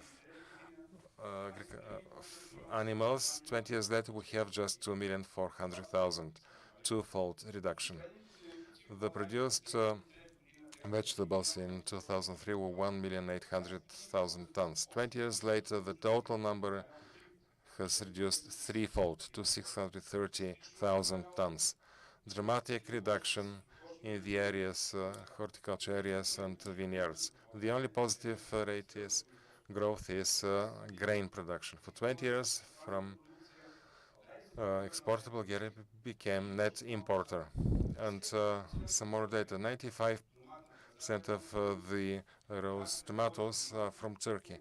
We import more tomatoes than bananas. We have to consume garlic from China, potatoes and beans from Egypt, because local production is not enough. 70% of pork and 90% of beef. If we follow statistics, the only stable trend is downward. Smaller farms, less products, fewer animals, fewer people involved in agriculture, and last but not least, the population of the rural areas. And this is because the incomes of farmers are reducing and costs are growing. If we look at CAP over the last years, we'll see that it's been shrinking from 65% last century to less than 20% today. All this happens on the background of increased regulations and heavy demands of farmers. How would you expect CAP works for farmers, and how do you expect the results from us in green transformation when support for us is diminishing? All this leads to insecurity in our sector, which together with demographic crisis and lack of employment of workforce leads to zero interest of young people in farming, almost zero. Dear ladies and gentlemen, we want an adequate agri-policy to reflect the realities and work firstly for the farmers. It must comply with environment and all green aspects, but it mainly must support farmers, because eco requirements, which have not been proven categoric definitely by science, is actually dangerous. The agri chain supply is responsible for global warming and harmful emissions. This is easy to counter. You remember COVID, when everything stopped, the enterprises, transport, etc. Emissions, there was a heavy drop in emissions, but the cows continued grazing with their biological needs. We all believe that it's very important to revise the trade agreements and the limited regime for goods from third countries, which threaten European produce, such as those with Mercosur. For us, some of the decisions of European bodies are not cannot be explained. For example, the free trade with Ukraine is a negative and dangerous decision against the for background of protests of European farmers. There were a lot of options where Ukraine could be supported without risking our own production and threatening the business of hundreds of farmers. All these matters require adequate political decisions so that there is future for the farmers. There must be increased the budget of the CAP up to levels to warranty dignified existence of farmers in Bulgaria and production of quality food. What else do we expect and want to happen? First, we need the same approach to everybody to do away with the difference between old member states and new member states. Second, taking into account the Ukraine factor, there must be a change in the way to support. Support for hectare would hardly be possible. Thirdly, reducing bureaucracy and administrative burden. Fourthly, fair support according to production and quality. Fifth, no caps for the animal growers and other sectors, for the livestock and other sectors, because they need to be competitive in a highly competitive environment. Six, targeted support for sensitive sectors such as milk, meat, fruit and vegetables. A fair Green Deal supported by scientific facts to the benefit of farmers too. Eighth, to preserve traditions and make efforts to recognize the significance of the labor of farmers by the rest of society. We do not mind new technology, new tech, but we cannot accept to have consumption of non-traditional food produced by insects or printed meat, or having free range of GMO products, free GMO products. Ninth, support for young farmers, especially. Dear ladies and gentlemen, each and every one of us must answer these questions if we want to leave something behind us for the next generation, if we want to have agriculture in Bulgaria and Europe, if we want high quality and real food for us and our families. Of course, a number of other things can be said, but I want to provoke a discussion to hear more opinions, and also take the liberty for a recommendation to EPP, the largest political family in Europe.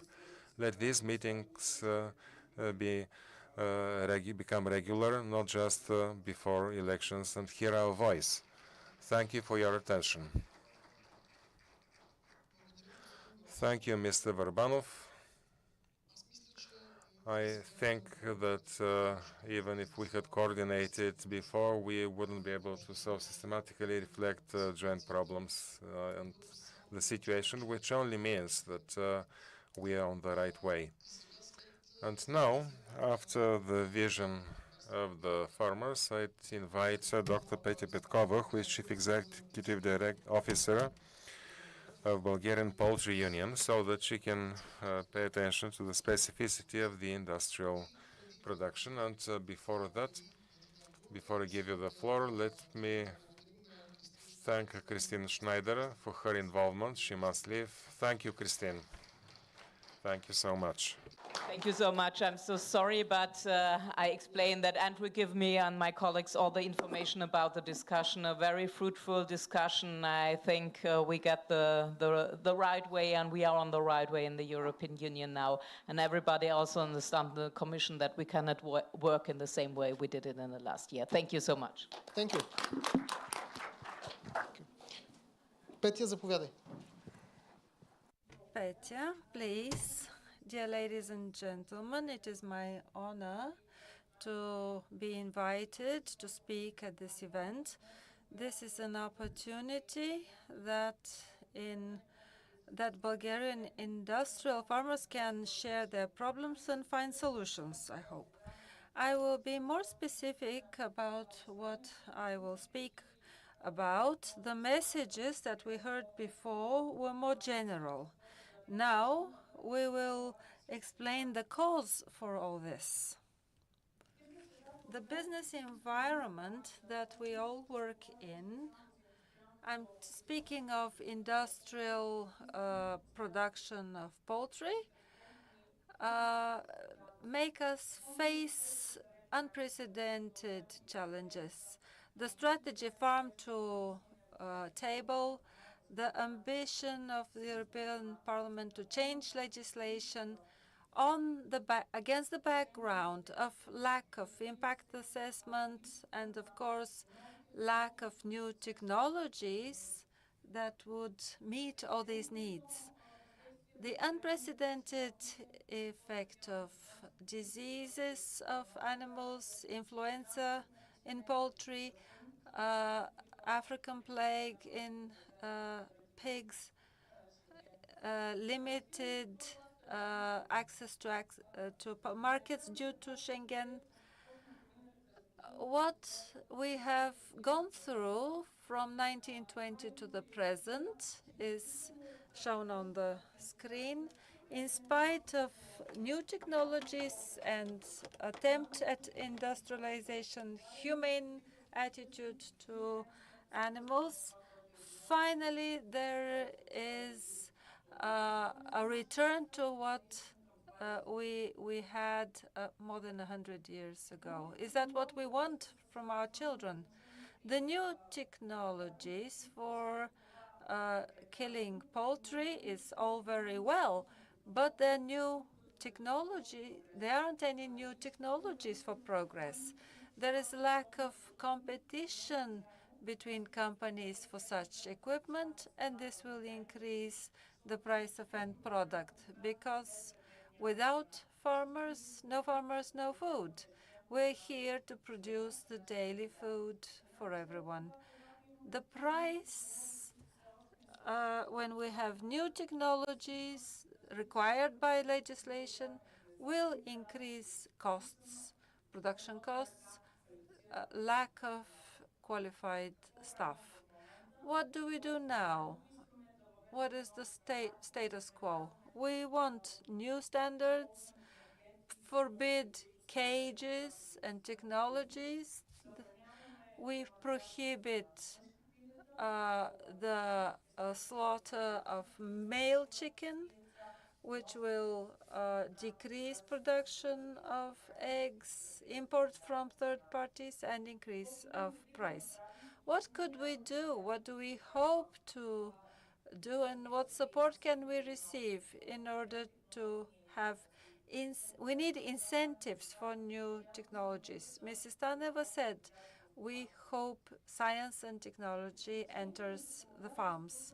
Regarding legislation, we are witnessing changes that are unpredictable, unsustainable, which reflects on the producer.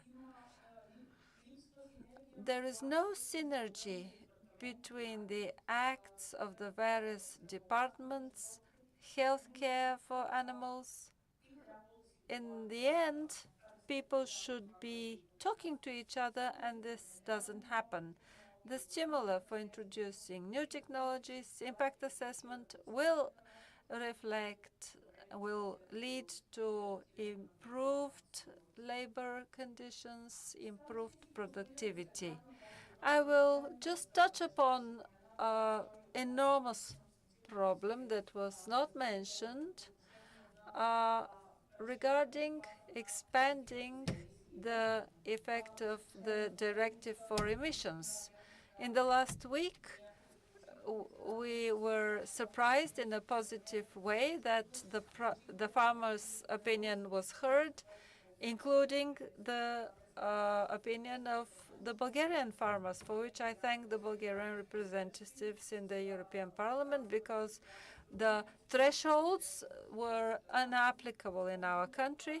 Now the thresholds are reduced, and there will still be problems for the application. But what is most important is that people are not clear about what amendments have been introduced. This is the role of the administration and we as trade organizations to explain what these changes will lead to and how this will affect the ordinary farmer. I cannot avoid talking about what is happening in Europe, high pathogen influenza. It's a zoonosis. It affects the sector, causing great damage, and is neglected somewhat. We hope it will pass, but this is not the case. For 1 year, 1,400,000 of hens laying eggs were destroyed, 30% because of slow action of administration. This will be difficult to restore. We see this on the shelves. The price, because of lack of supply, increases. There is import of large quantities of eggs from third parties that are of lower standards, and all this reflects on us as consumers. What can be done? We can have clear rules about vaccination strategy. Yes, a new legislation opened the door for this, but each country was left on its own. A single policy reducing restriction for trade will decrease this detrimental disease. The war in Ukraine is in the epicenter of everything that is happening. All the messages that we heard, yes, we feel empathy, we want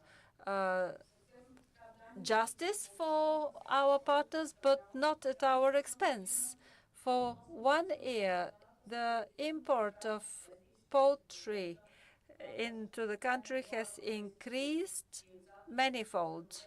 The eggs in the EU, import of eggs, increased with 140%.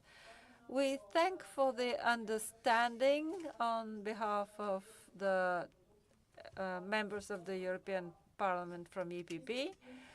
You have heard the farmers who wish a sustainable policy, not exceeding the limits that hinder us as a sector. And because Bulgaria, because of its location, is deeply affected,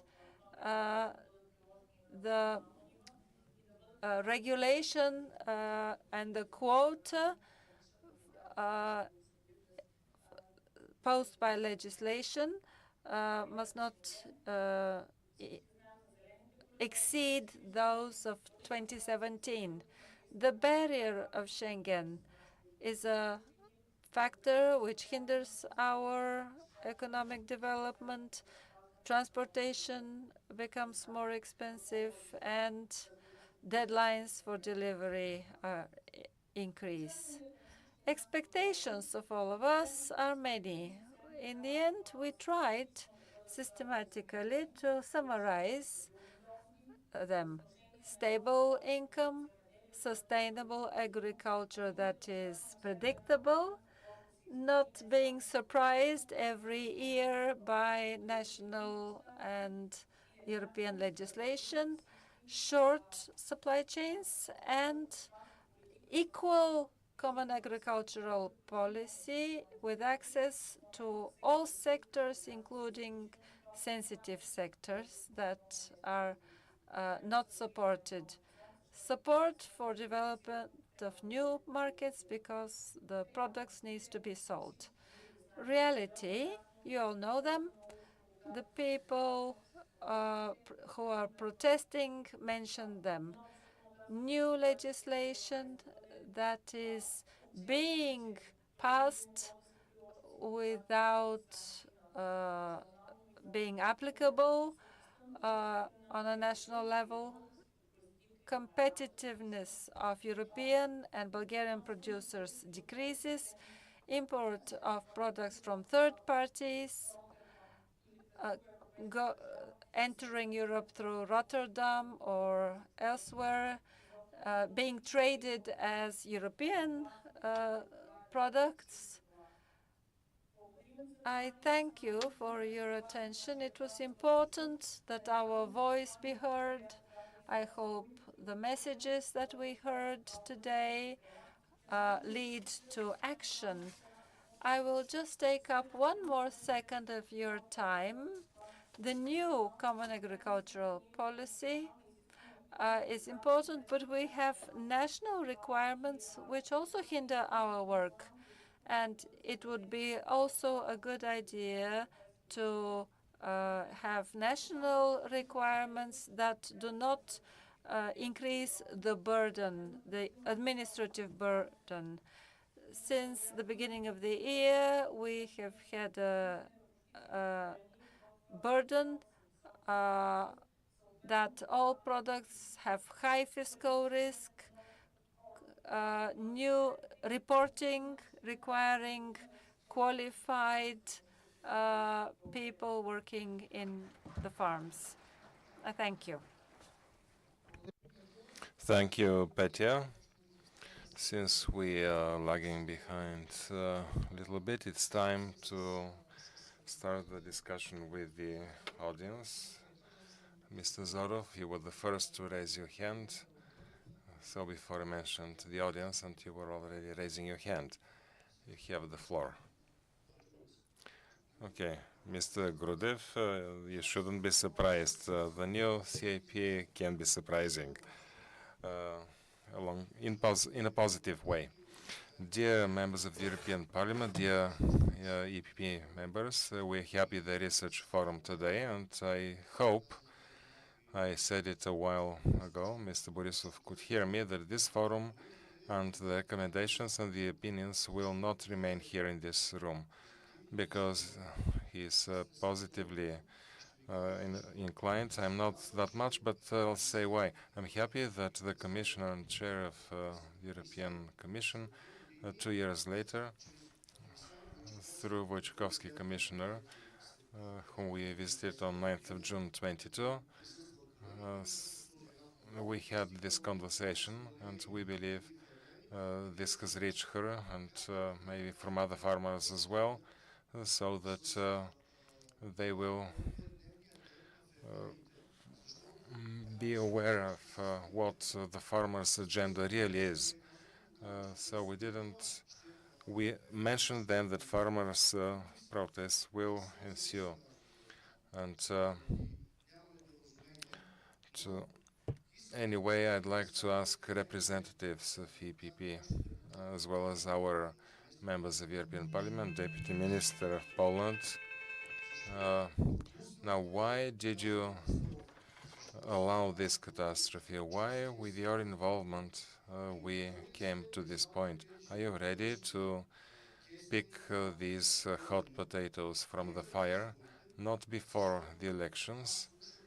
Because I heard from you and from Mr. Kovachev and from the Deputy Chair of EPP Group what farmers think, from Mr. Grudev. And I was wondering if I correctly understood all this, or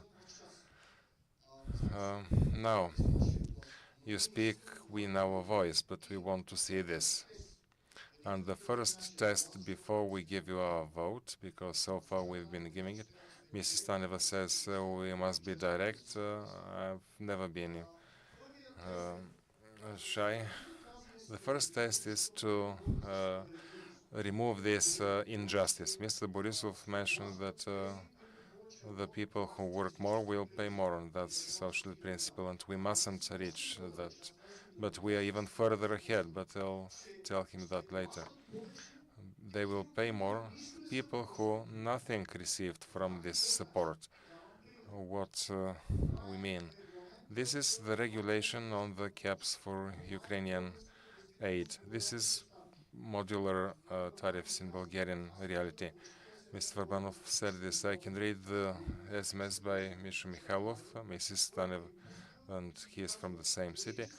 Said 150 up to 300 farmers represent 55% of Bulgarian milk.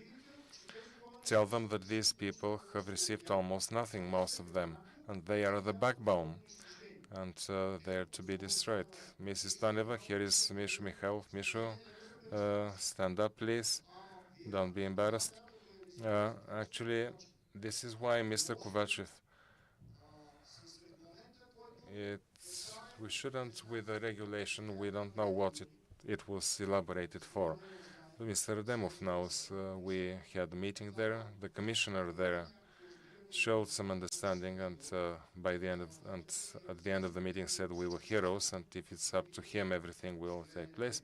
Now we are asking EPP, who does it depend on if not on the Agriculture Commissioner, maybe European Parliament, European Commission? We hope things will begin happening in the right way. And the first test is amend the decision by the Commission and the Parliament supporting it with a cap for the Ukrainian aid, because actually we had a kiosk in Berlin at Fruit Logistic for Bulgarian vegetables. The state sponsored it, but we did not have vegetables. And Dancho Krastanov said that that vegetables will be after May. And I said, why are we here sitting at this kiosk? Albania is full of vegetables and so on. And he told me, do you know why? Because we did not receive the Ukrainian aid. Said, you're a member of parliament, an MP. Nobody listens to us. Let us stop this circus and this let's support people, because Mishu does not have a farm. He has no personal interest. He's been in the breeding business. Because otherwise you'll send away those who are still here and provide employment in these villages. You will not bring people from the cities to take care of animals. You should be clear about that. Mr. Kovachev, from our community, we kindly ask you, it's 800 companies plus, enterprise plus. In 23, nothing received. In 24, they will receive maybe nothing. In 22, did you know the war was going to be over in 22, on 23, 24, maybe it will go on until 25. So this injustice will have to be removed, even if this is for every new year. I'm giving a simple example. The support for one cow in Bulgaria is 13% of the cost of the milk. When you receive 20, 22, 23, 24, these 13%, and your counterpart with over 1,000 cows receives them just once in 2022, what competitiveness can we speak of when we cannot even dream of 12 or 13%?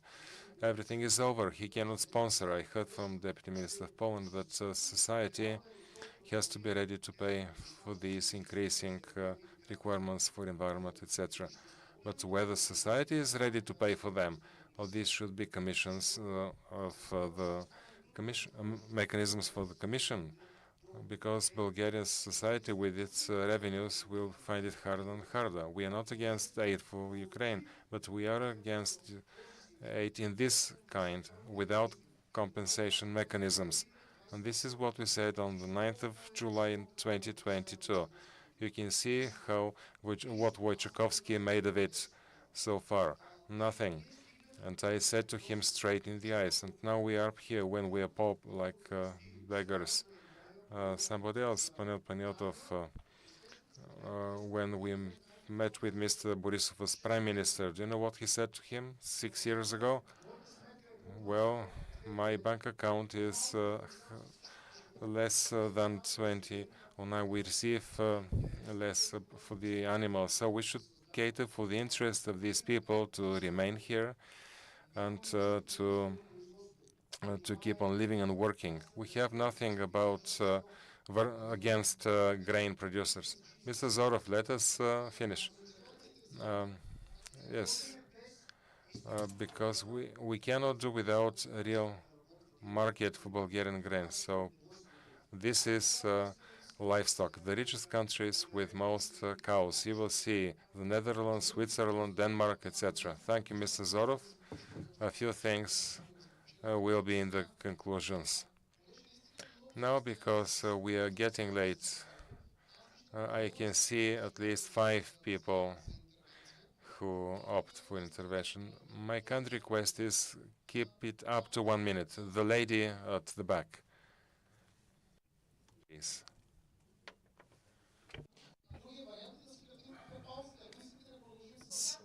If you prefer, we'll cut the coffee break short.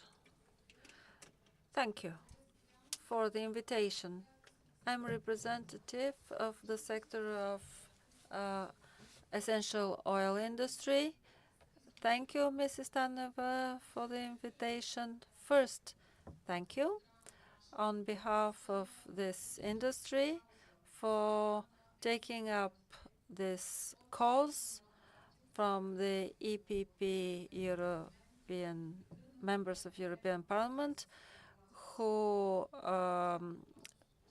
helped us resolve the problem with the regulation of including essential oils as classified as dangerous substances to support the Bulgarian rose as a sector which affects a lot of farmers in Bulgaria. This is an evaluation not only of our industry, but also our international partners, countries like Spain, Italy, Greece, Croatia, who are also affected by this regulation and its amendment. Thank you for your efforts. I'm sorry Mr. Novakov left. We met before, but the fact what you did should be an example that Bulgarian can do it, and you were leaders, and you can continue in terms of CAP and other problems related to farms to defend Bulgarian interests. And your voice is heard when you support a cause. One recommendation to be included, Mrs. Staneva, pay attention to opportunities of plant residue, because in these plant residues there are substances that could be used as other end forms, biofuel, for example. The rose petals that can be used for production of fuel, biofuel. So please include this in your proposal. Thank you very much for the kind words. We will cut the coffee break shorter. The discussion is important. Please. Hello. I will come forward. Many of you don't know me. I'm Ralica Petkova from Blagoevgrad. The sector that I work in is beekeeping. It's a sector, I know each one of the colleagues is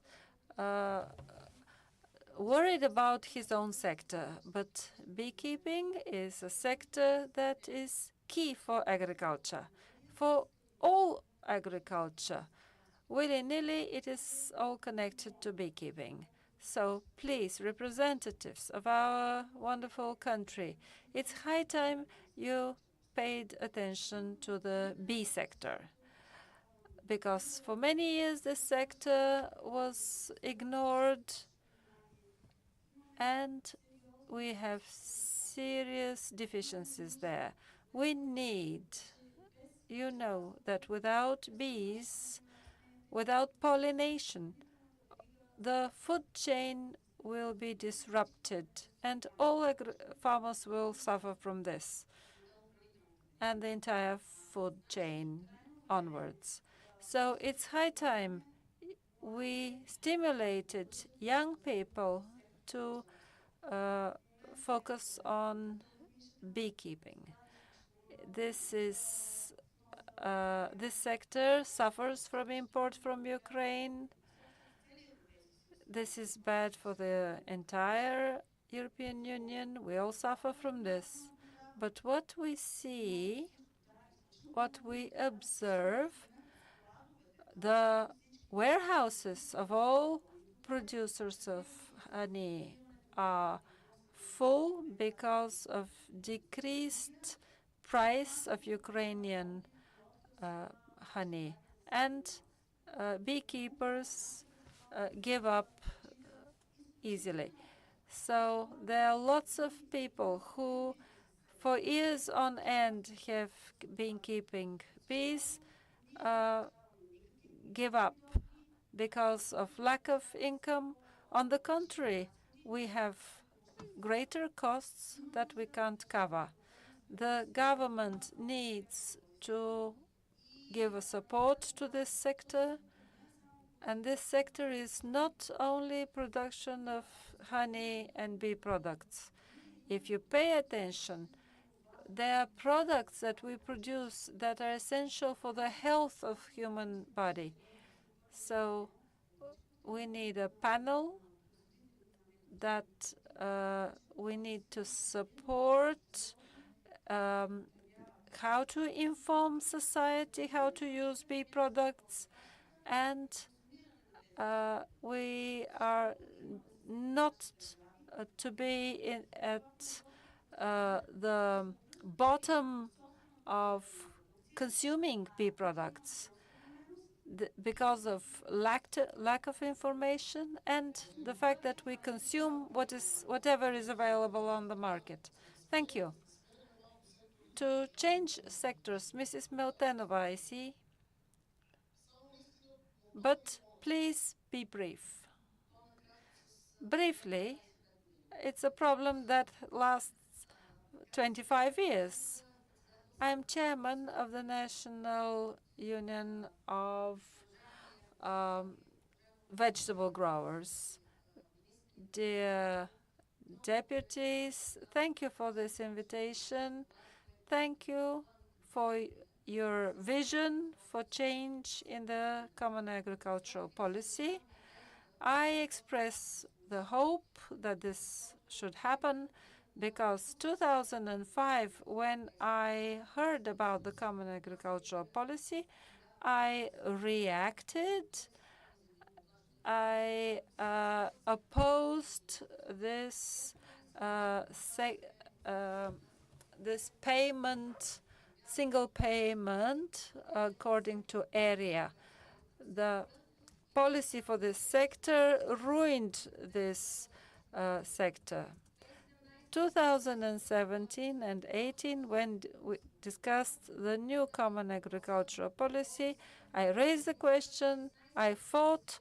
There was 16 NGOs who wanted a percentage of the value of the products to be the basis for the payment. 17 member countries do not have payment per hectare. They pay per farm. And the new countries, Bulgaria, Poland, Lithuania, Latvia, Estonia, Romania, we became donors of workforce due to payment per hectare. This is the situation that we find ourselves in. We rely on you, Mr. Kovachev, members of European Parliament. We hope this changes because the fruit and the vegetables of Bulgaria, which are emblematic for our country, will become exotic products. Everyone will stop growing them. The burden is great. People give up growing fruit and vegetables.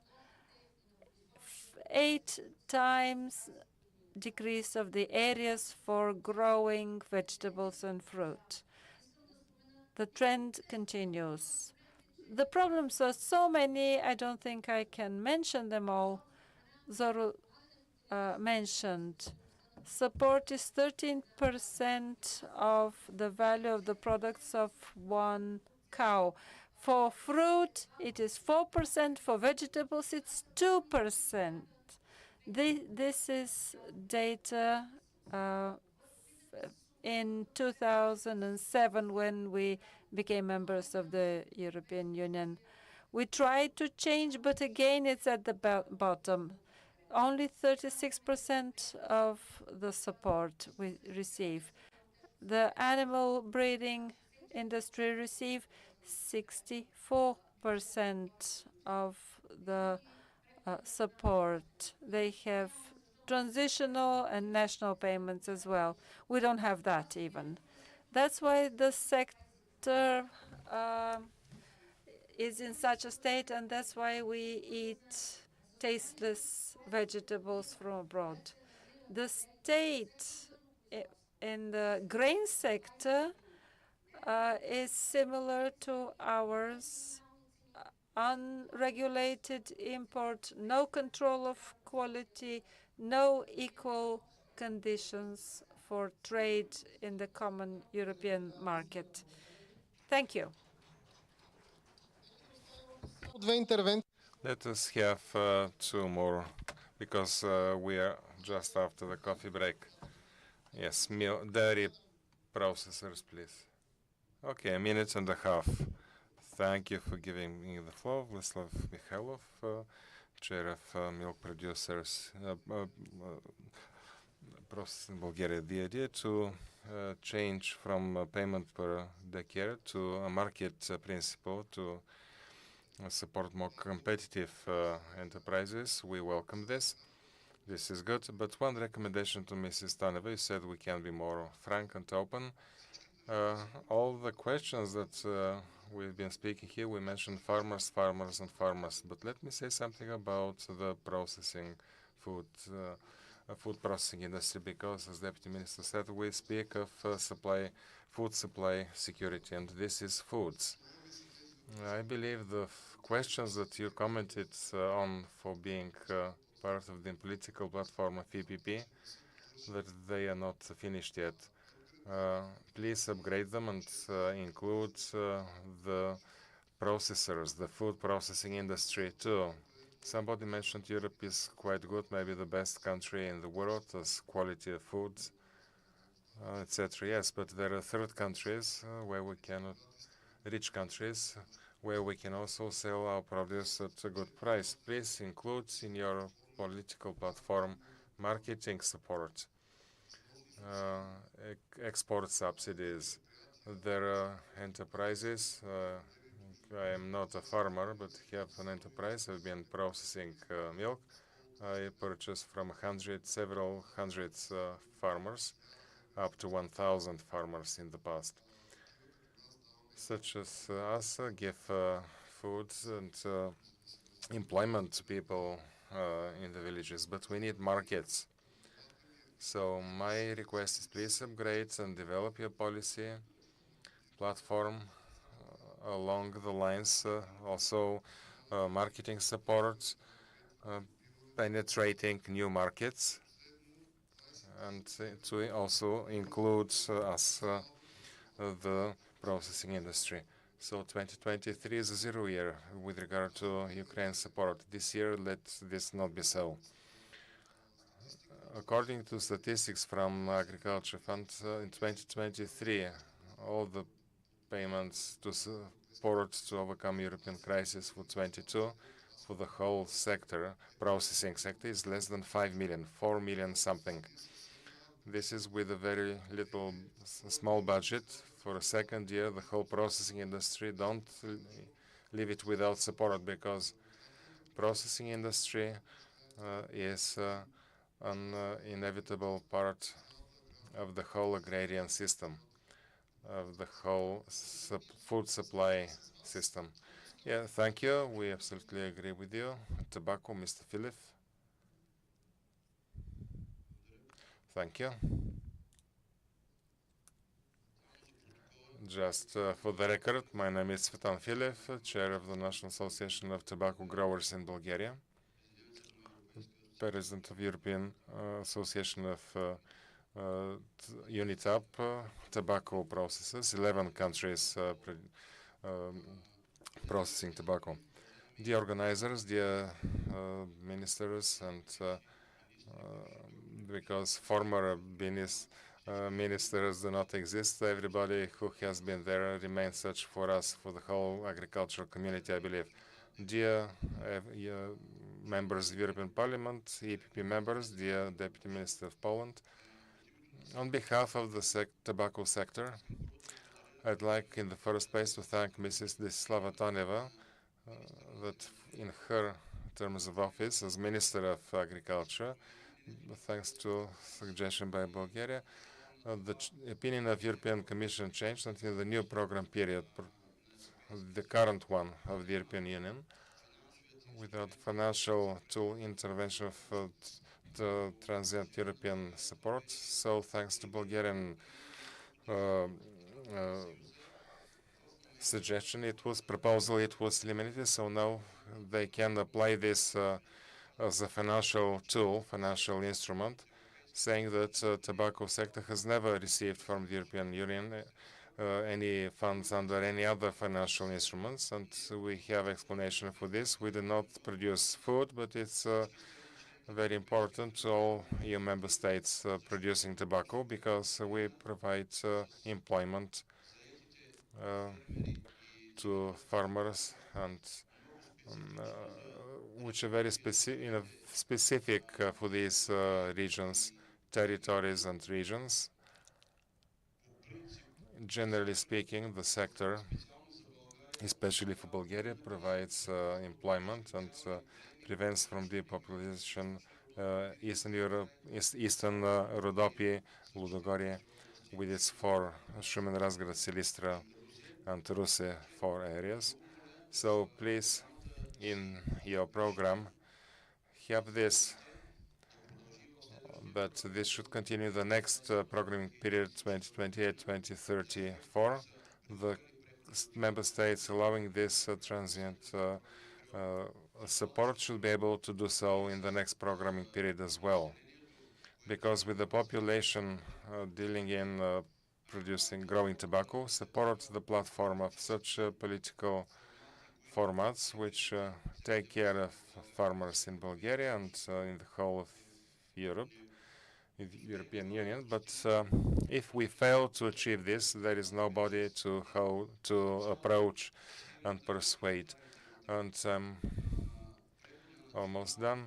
Transient national support is not paid just for tobacco in Bulgaria, but also goats and sheep, also buffaloes, and it allows for rural population to remain in the places where they reside and live and work. Thank you. Thank you. Now, really, to stay focused, Simeon Karakolev, the last question. And after the second panel, there will be another round of questions. Please, I'm sorry, but otherwise we'll really get behind in schedule. Thank you, dear members of European, Bulgarian, and other parliaments, guests from other countries, Mr. Grudev, dear colleagues. I'm not going back in time because you outlined the challenges and problems so well.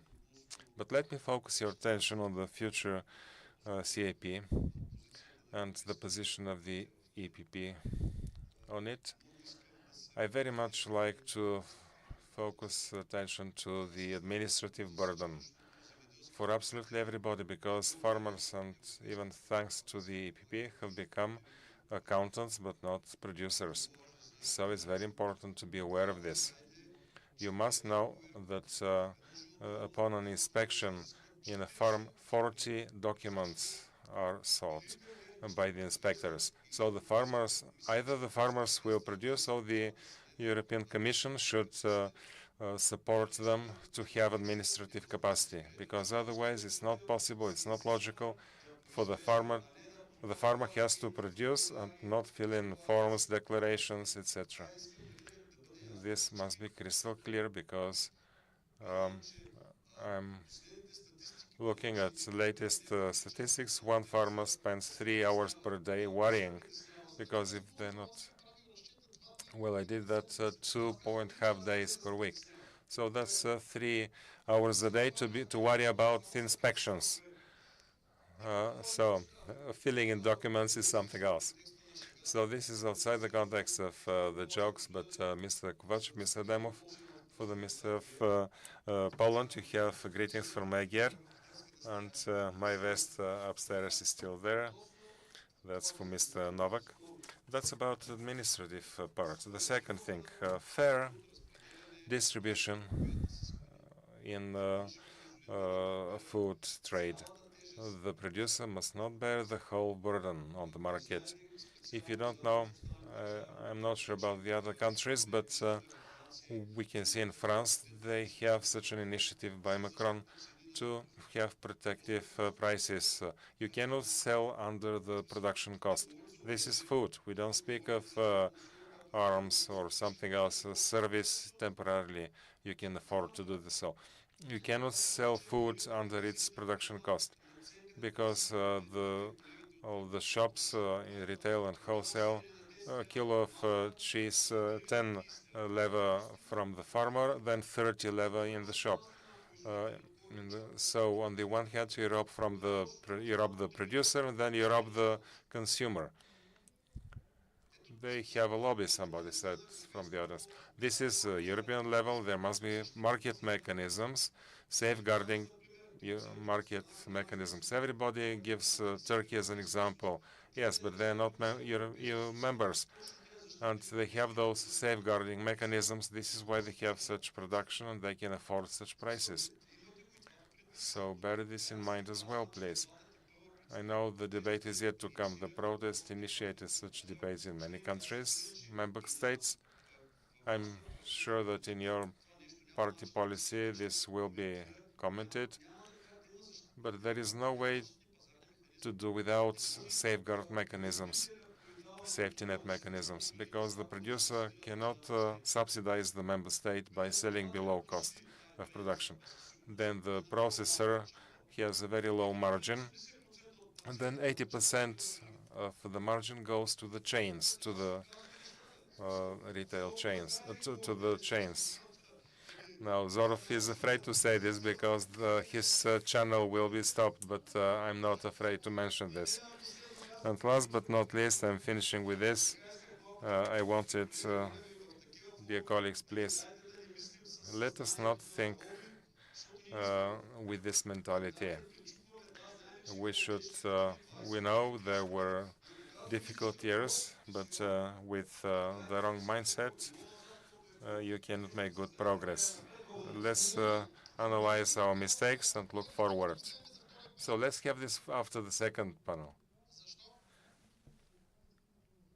I'd like to say on behalf of grain producers.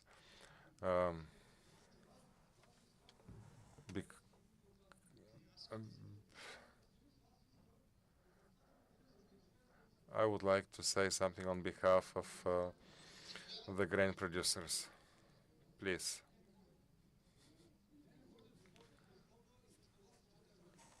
Okay.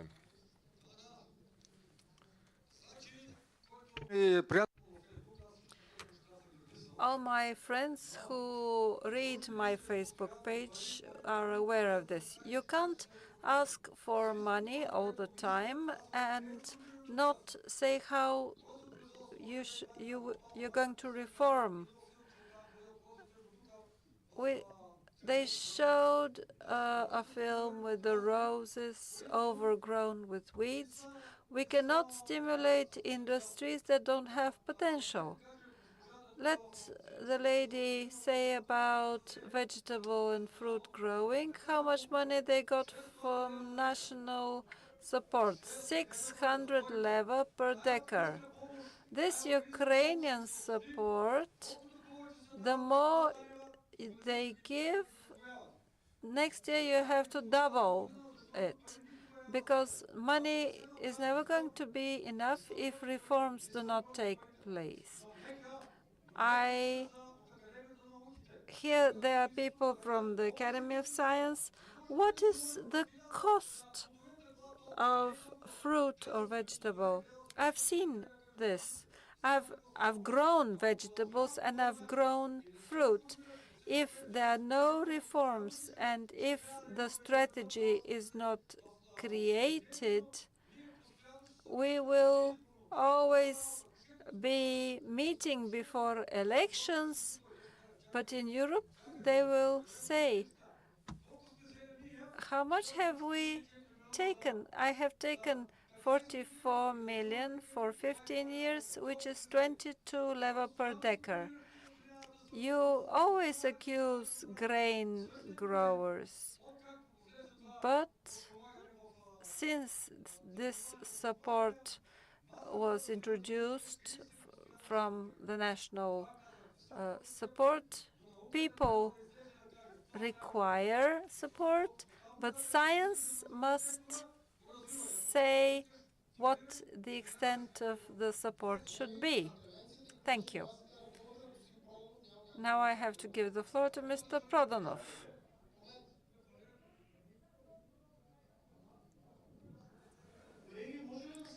Can I say something, please? Mr. Delgiansky, with all my due respect, you're a big grain producer. You have a lot of experience, but we are in such a situation because you're thinking like this. I do not think like you. The other sectors need reforms. We need to help them reform.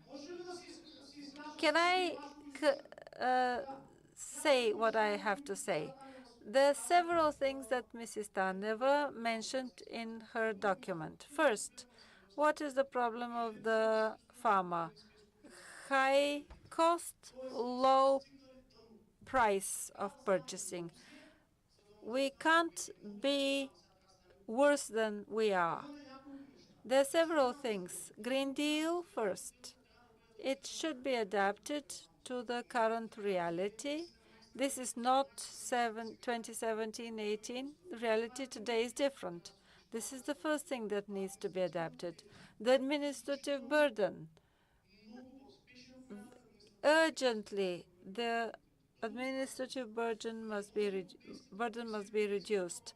Third, the European Commission must not react a year after the crisis.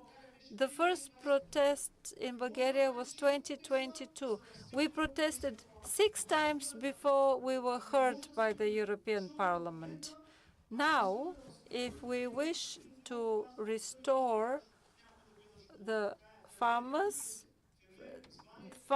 farming is a vocation. It is dedication. You can't exchange a farmer with a person from the city. We have to react quickly to all crises. And last, trade with countries outside the EU. We have to pay special attention, not disrupting the market of the European Union countries. And last, receiving equal support as the other member countries. So with this, we finish panel 1. Anybody who wishes to comment will be able to do this after the panel. I'm happy that such a discussion was provoked. So many different positions. You're right about all of this. The Green Deal that existed 6-7 years ago with Zimmermans, you have 175 euro members of parliament.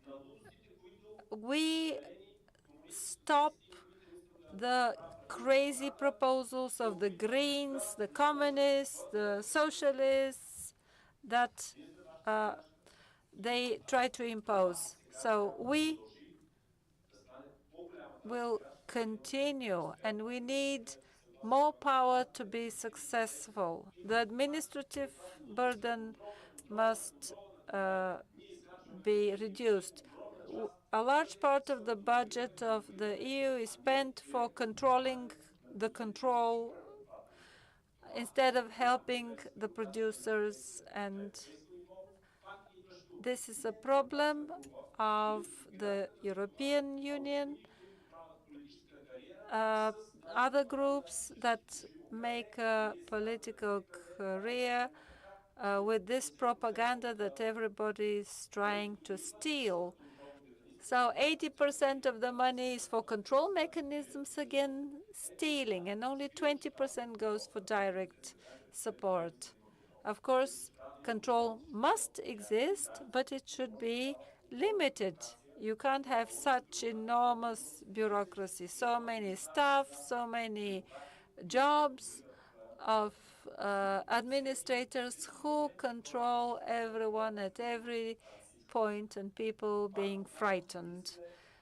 Again, I repeat, we protect your interests.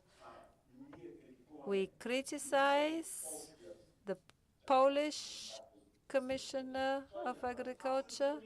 He didn't do anything at all. The only thing that he did, and my colleague mentioned it, he was right, was to unite the farmers against the European Union. Against the European Union.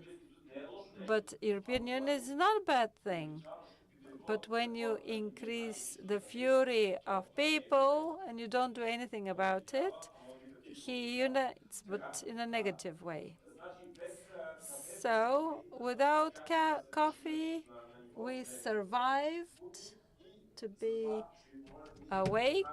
So I will ask you immediately to move on to the next panel, and then we'll have lunch. I thank the panelists for their participation. Mr. Rasim Ademov is the moderator of the second panel, the moderator of the second panel, Innovations and Investment. I invite Dr. Kristina Yancheva, Rector of Agrarian University Plovdiv, Mrs. Mariela Yordanova, Executive Director of Sortovi Sevena Razgrad, and Stoyan Chukanov, President of the Beef Breeders Association of Bulgaria, member of the EESC, rapporteur for promoting autonomous and sustainable food production strategies for the common agricultural policy after 2027. And I leave you in the hands of sorry, yes, I have to give the floor to Mrs. Buzhanova as keynote speaker. She's chairman of the Agricultural Academy. Thank you so much. I'm very impressed by the discussion. First, I'd like to thank Mrs. Staneva. Thank you, Mrs. Staneva, as chair of, and in my capacity of chair of the Agrarian Academy, as one of the key institutions with regard to setting up innovations and scientific solutions for the scientific R&D in Bulgaria. No. So we can hear that the dissemination of results from scientific research can help us along the way for sustainable development of our country. This contribution, of course, is in terms of not just develop better solutions, but also policies which could be based on knowledge and legislation that can be as a result of dialogue with society. We are participants in the system to generate knowledge and innovations, and we have concern about the CAP. We're concerned because of the need to make the right decisions and scientifically based ones to warranty the long-term future of Bulgarian agriculture. All of this places us as R&D institutions in front of big challenges because we must build partnerships, and this is one of the weaknesses that something has never happened. We have to build partnerships with the government, with the administration, with the farmers, with the consumers, with the food business, with the whole food chain, as well as with NGOs. And all that are part of the system. Now, if you allow me, I can very quickly introduce you to the topic. And I'll skip the challenges. We're all aware of this. On the one hand, sustainable development of agriculture, supply security, environmental issues that we must comply with, because we heard including poultry sector. Part of these issues reflect on the producing problems. Also, problems related to climate change, which are very serious. The forecast for the effect of climate change in Bulgaria is not optimistic. We can say that because of so many forecasts, it's in this scenario we are in increasing temperatures by 1.5 to 2.2 degrees in southeast and northeast Bulgaria, and a reduction in the rain in the same parts of Bulgaria. So we must have regional solutions for this. Last but not least, the scientists, we are interested in the health of society, and the last challenge is that came about as a result of the COVID situation and the war. This is the need to develop short supply chains. I'm not going to spend too much time on this, but to be able to meet all these challenges, R&D has to be redirected, research has to be redirected to more serious interdisciplinary fundamental. We need to learn how to work in a multidisciplinary manner, something that has not taken place quite often. And in a number of new programs in the recent years too, we also have to rethink the possibility to involve farmers in R&D as well as society, and to do the so-called open science, because in this way we'll be able to be closer to them and answer the needs.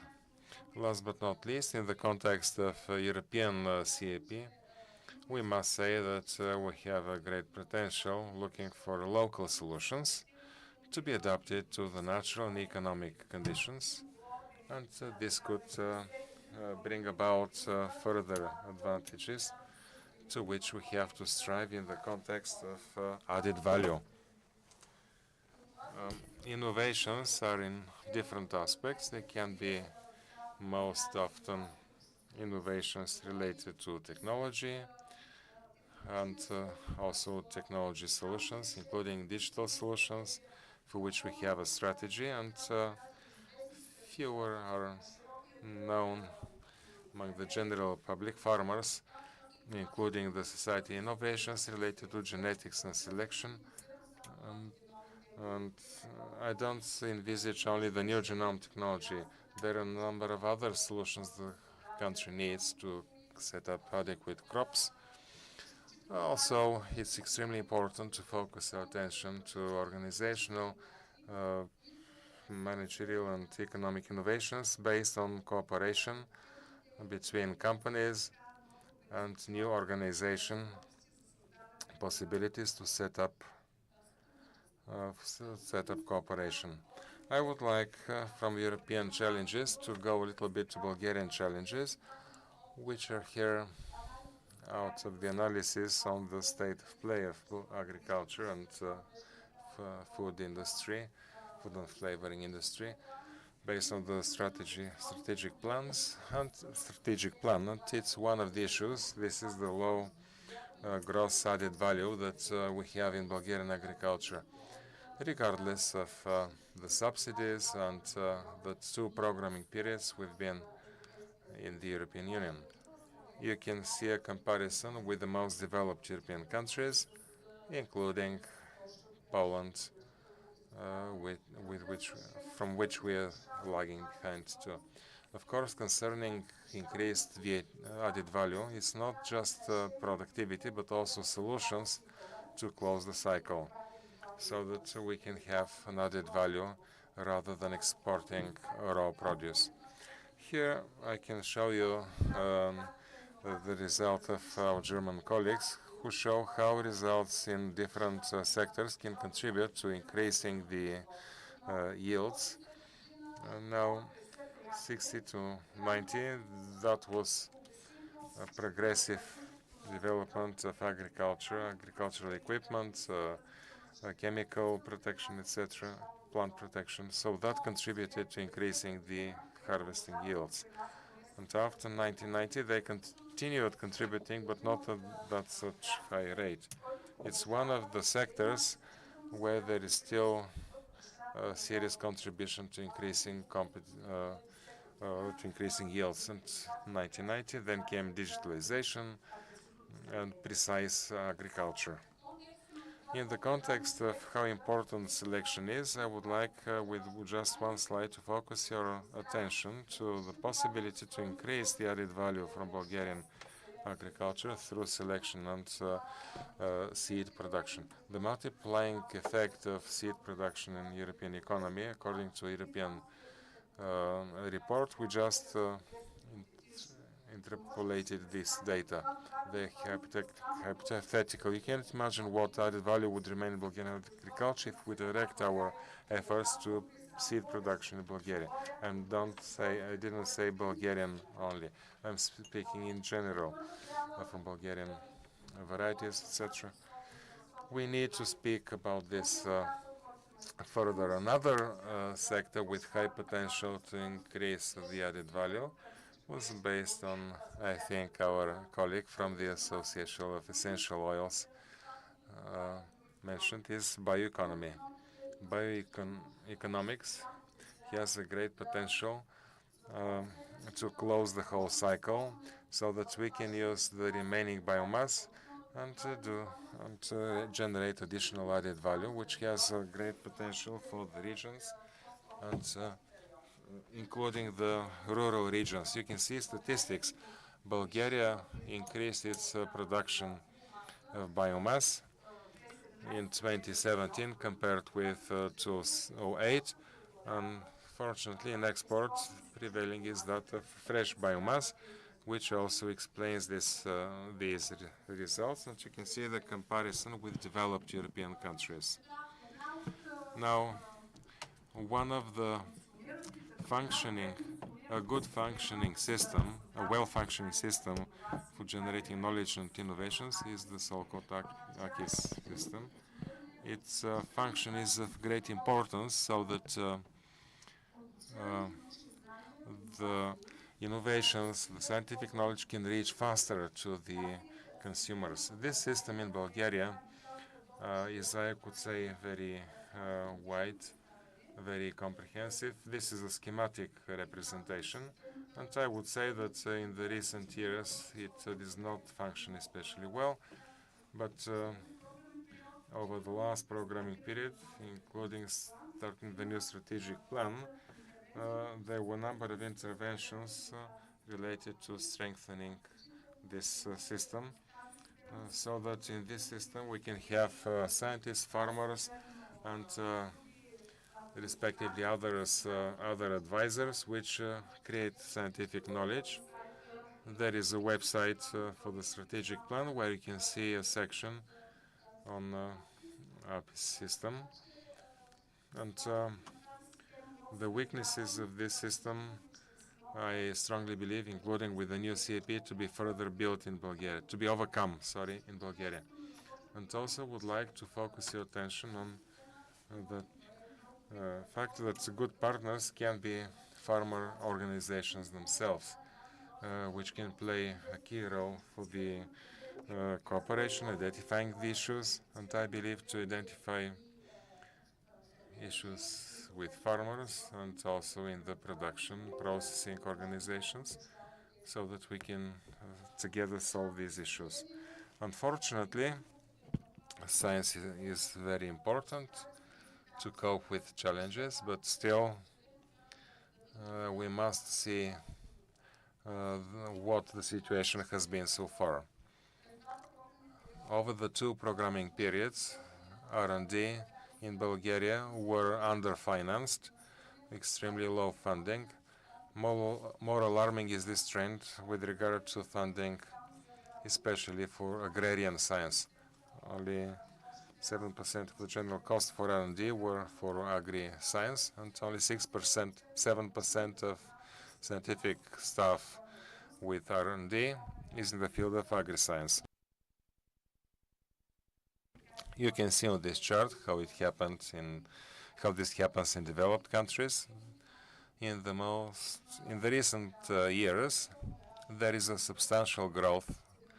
2017, there has been a trend up for R&D, which in 2022 reached 0.9, but unfortunately, public spending is way less.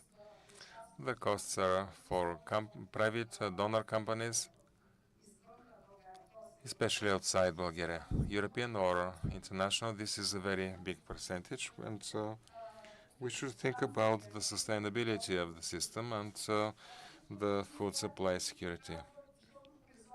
Because Horizon programs, a very powerful instrument, European tool, we can finance Bulgarian national R&D as well as innovations. But unfortunately, Bulgaria, over the last, that is since the beginning of our accession, has not been well presented in these programs.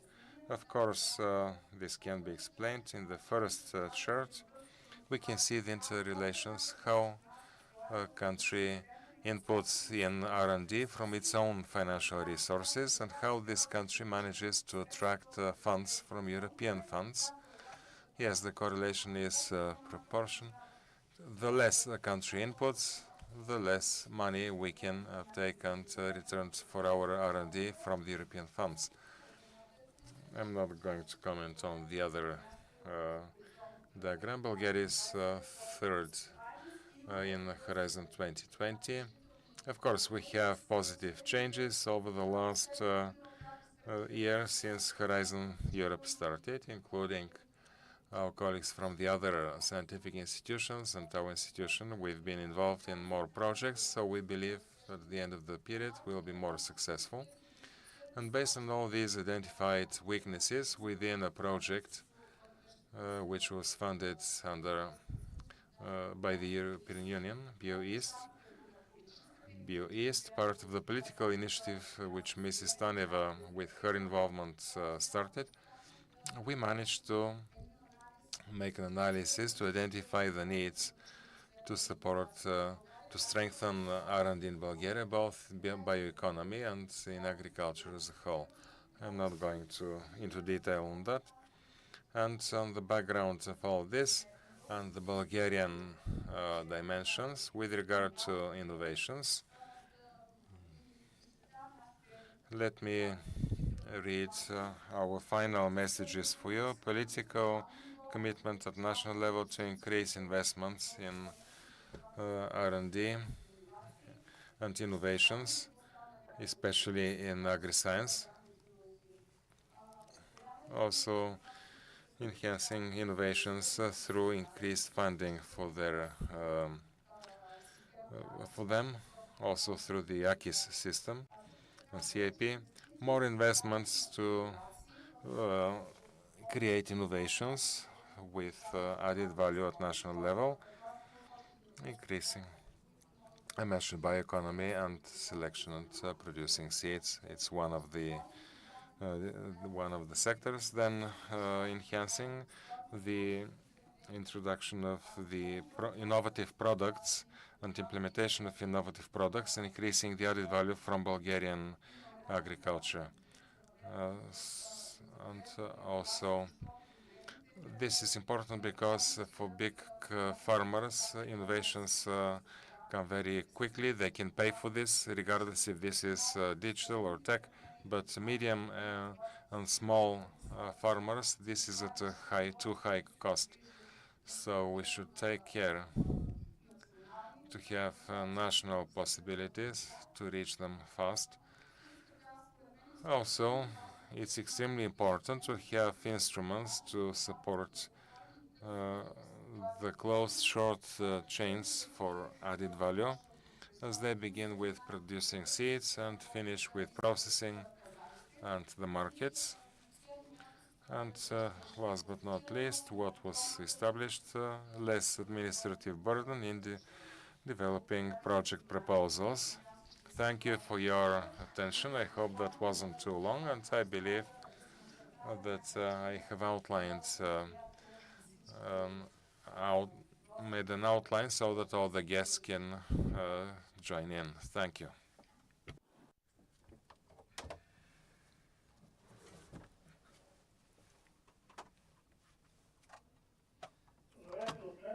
Hello, dear farmers.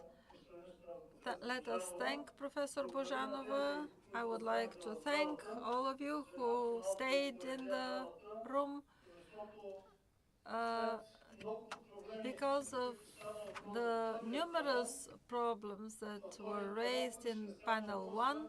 In the second panel, we're going to discuss the ways these problems can be solved through investment and innovation. This is the road through which agriculture will survive and develop. In this folder, I have prepared a long speech, which I will cut short from several hours to half an hour. But we need to give an opportunity to our specialists to explain the route through which innovations will help make agriculture more effective. After all those problems that were mentioned, I wish to express my gratitude to the farmers because you're doing an excellent job. You're producing quality food, and thanks to your effort, the shops are full and we have food at our tables, for which I express my gratitude. When talking that you are producing quality food, this is not ungrounded. Recently, I was with some colleagues from members of the European Parliament on a visit to Washington. We visited the Department of Agriculture. We met the 3 deputy secretaries there, deputy ministers, and it turns out that in the last years there is an increased amount of imported European food to the United States. The American citizens acknowledge the higher quality of European products compared to American. So you are producing quality food. But this sector is facing a lot of difficulties, as we found out. A lot of things were mentioned. I would like to say a few words in this direction. In my opinion, the reason for this is the Green Deal voted by the European Parliament.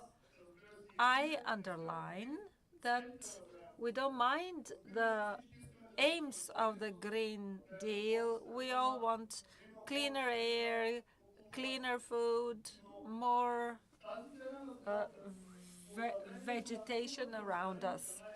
But this deal, introduced by the left and the Greens, had too ambitious aims for a too short term. And this created pressure in all sectors: energy, ecology, and agriculture, most of all. Literally, we throttled you with prohibitions. Yes, prohibitions. Don't use this, don't use that. No alternatives are provided. On the other hand, unloyal competition through unregulated import from third parties. But as my colleague Andrei Kovachev said, really, EPP is the places the brakes to all the senseless laws that were or were not passed. The law for restoration of nature. There was this crazy idea to restore nature as it used to be 70 years ago. Can you imagine that? 70 years ago, what was the population of the world, and how can we compare it with today's? Thanks to the efforts of the European People's Party, this was prevented, like many other things. But we reach innovations and investment that are in the center of the future European agriculture. You can't survive without applying new technologies and practices, because investment and access to avant-garde technology are essential to preserve the competitiveness of European agriculture on the world market. Through these technologies, we could reduce the impact of agriculture without decreasing the production. I will cut my presentation short, but finally, I will summarize that EPP is on your side. We know, as Mr. Venci Verbano said, we can't ask you to deliver more against less support from us. You may rely on us. We will continue to protect your interests in the European Parliament, and based on expectations, the next European Parliament will have a totally different configuration.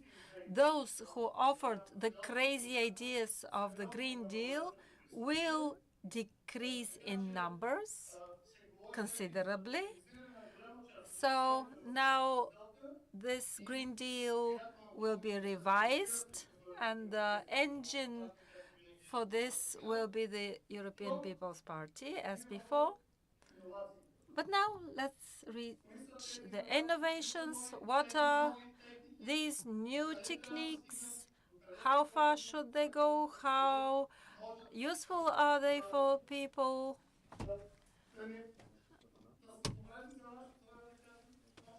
So this will be the focus of Christina Yancheva, one of our specialists. I have a presentation. Dear colleagues, first I want to thank for the opportunity that was given to me to speak at this very important forum.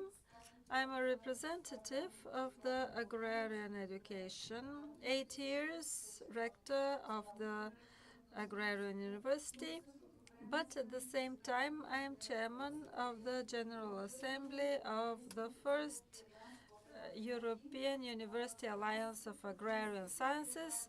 As an institution, this is important because our higher education is on European level, and we successfully integrated in the European educational and research space.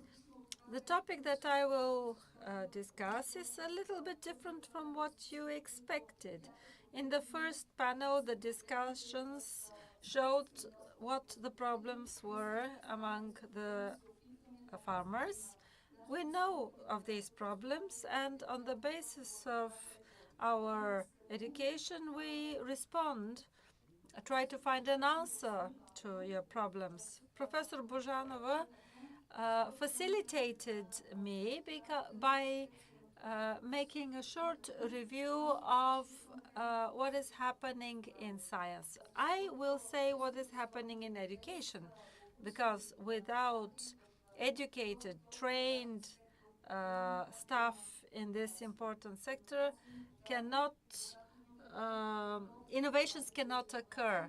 Then we need people to apply those innovations, and these people must be convinced in the benefits of the innovations. The second panel is very important because we all forgot about ideology. The topic is innovation and investment, not ideology. We also focused on investment and innovation, but not on ideology. Investments are important, innovations are important, but sometimes ideology hinder the implementation of these innovation because sometimes there is disinformation about innovations, sometimes ideological clash about what will happen if a new technology is introduced. Sometimes there are regulatory obstacles not based on scientific research. So it's quite true that ideology does not lead to progress. When I started preparing this presentation, I came upon a report, the Markets of Tomorrow, Turning Technologies into New Sources of Global Growth of the World Economic Forum 2023. This is based on responses of 120 persons from 120 countries. There is something very important in this report. The first, which technologies are of strategic importance for your country in the next 10 years? Agrarian technologies surprisingly came first. Everybody expected IT technologies or AI technologies, but not. Agriculture technologies are first, followed by education and power generation. This allows us to say that if these are the trends for the next 10 years, this means that we must invest in agrarian technologies more than ever. And my message to all of you is if we want a profitable agriculture, sustainable agriculture in the long term, then we must all work for a system that is called innovation system. And this innovation system must include science, research, education, all mediatory institutions creating policies as well as business in order to ensure a really positive environment that will allow our farming to work together with the farmers and the universities to generate and transfer knowledge which farmers will apply in the farms. In another report, I found what are the top 10 innovations and trends of innovations in agriculture. These are technologies and innovations that you have already become familiar with.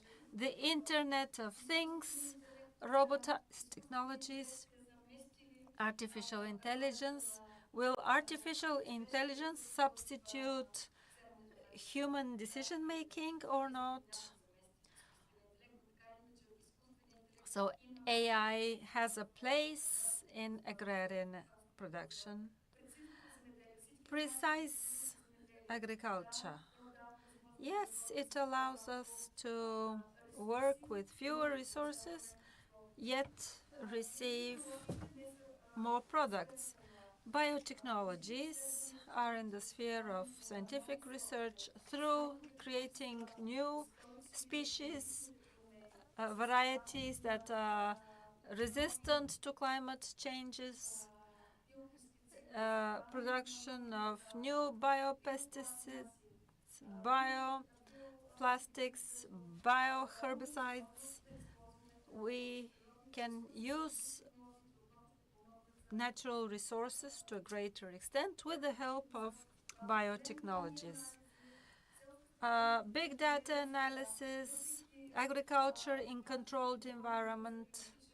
We spoke of climate changes. It is clear that climate changes occur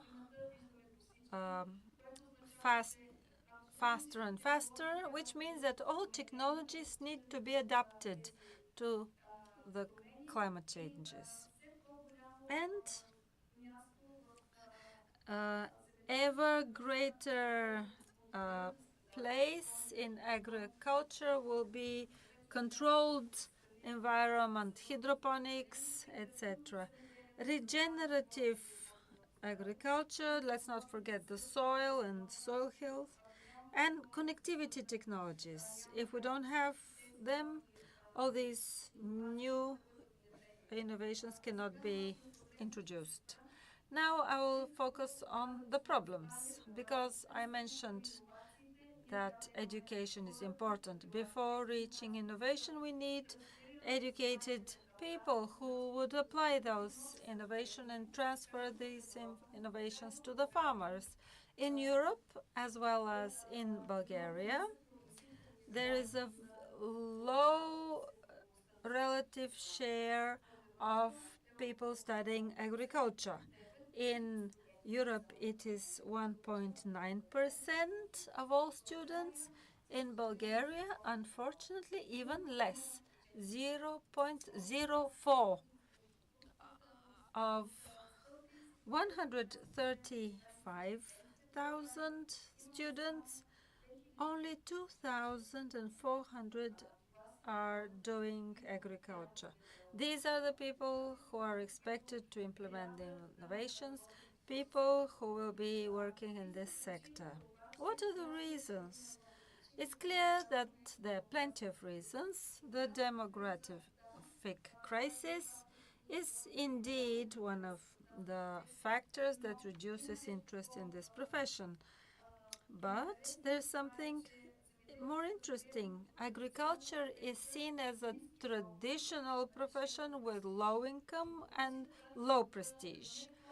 I looked at the insurance income of specialists with higher education in farming and animal health.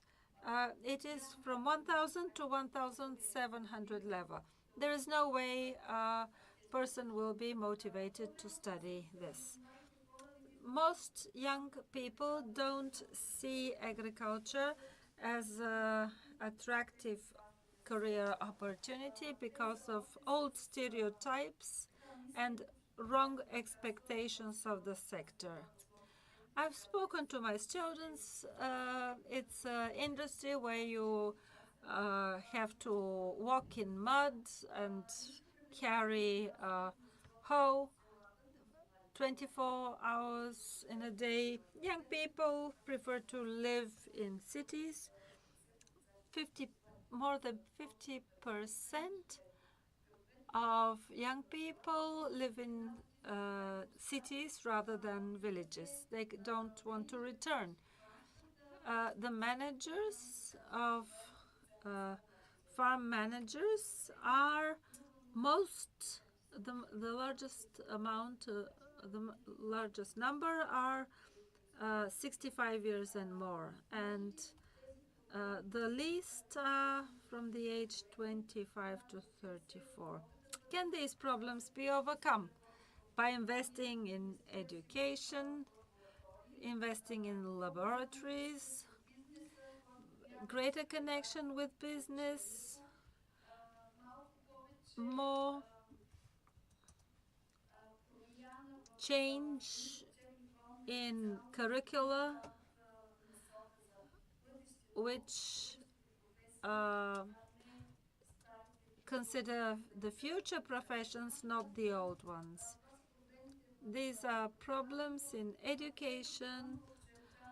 Professor Buzhanova mentioned some problems in research. Yes, this is so. I have this two charts. I also have these two short charts, which show that researchers in Bulgaria are 7%, and funds for research are 6%. That's very little compared to other sciences. We have high price of innovative products because of high expenses for innovation activity. You mentioned the system ACTIS, and something which we notice, the implemented innovation are imported from other countries. Very few Bulgarian innovations are recognized by the farmers, or maybe we never reach them. A large part of the managers of farms are have practical experience, but no agricultural higher education. Lack of funds, uh, uh, lack of desire to take risk. In spite of all this, although we have a small share of funding research in Bulgaria, in the last few years, after 2018, the Ministry of Education and Science allowed us, the Agricultural Academy, to work along several national programs that are dedicated to agriculture. Healthy food for strong bioeconomy, quality of life, reproductive biotechnologies in animal breeding, intelligent plant horticulture, intelligent animal farming, and European scientific networks. This will help Bulgarian scientists together to work on innovations that will quickly reach the Bulgarian farmers. Again, one piece of good news. Excellence Center will be built in the area of agrarian sciences that unites the efforts of Agrarian University, Agrarian Academy, University of Food and Favor. So very targeted, fundamental, and practical research will be carried out in order to produce healthy food with high added value, which will reach our consumers. What will the results be if we make considerable investment and if politicians are committed? We will have capacity built and human resource development, transfer of knowledge and services, also an important feature of the strategy for innovations, innovation and developing new technologies. After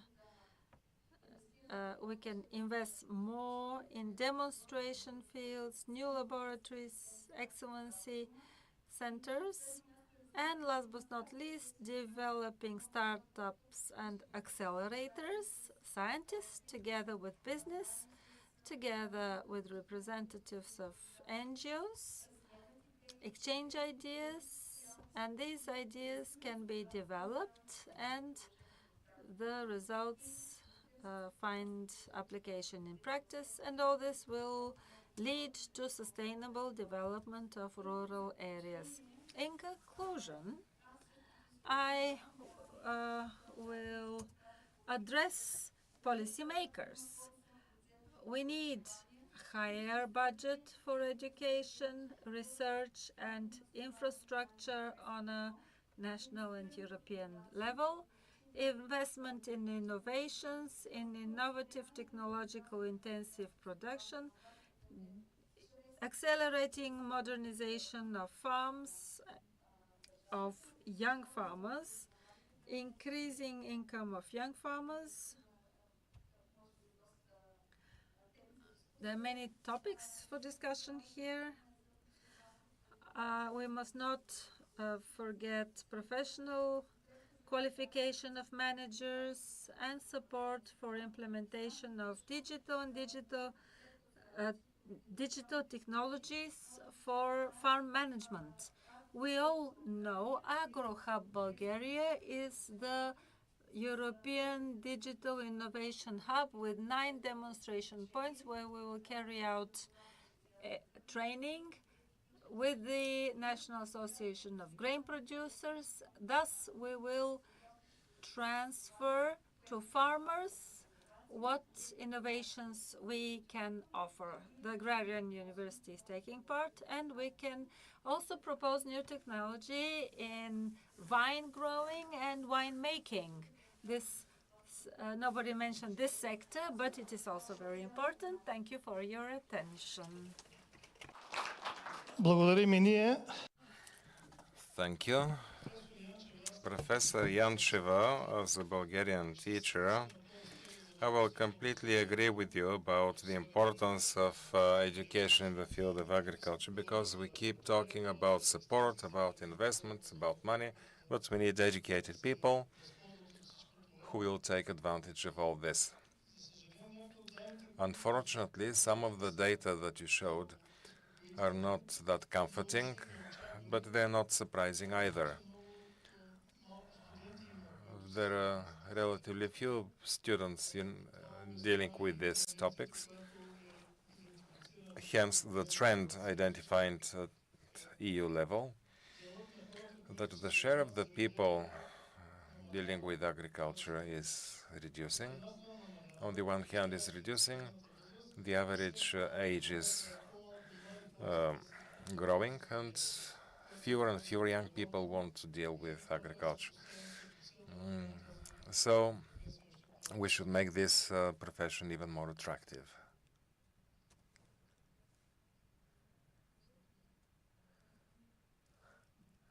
Yes, maybe.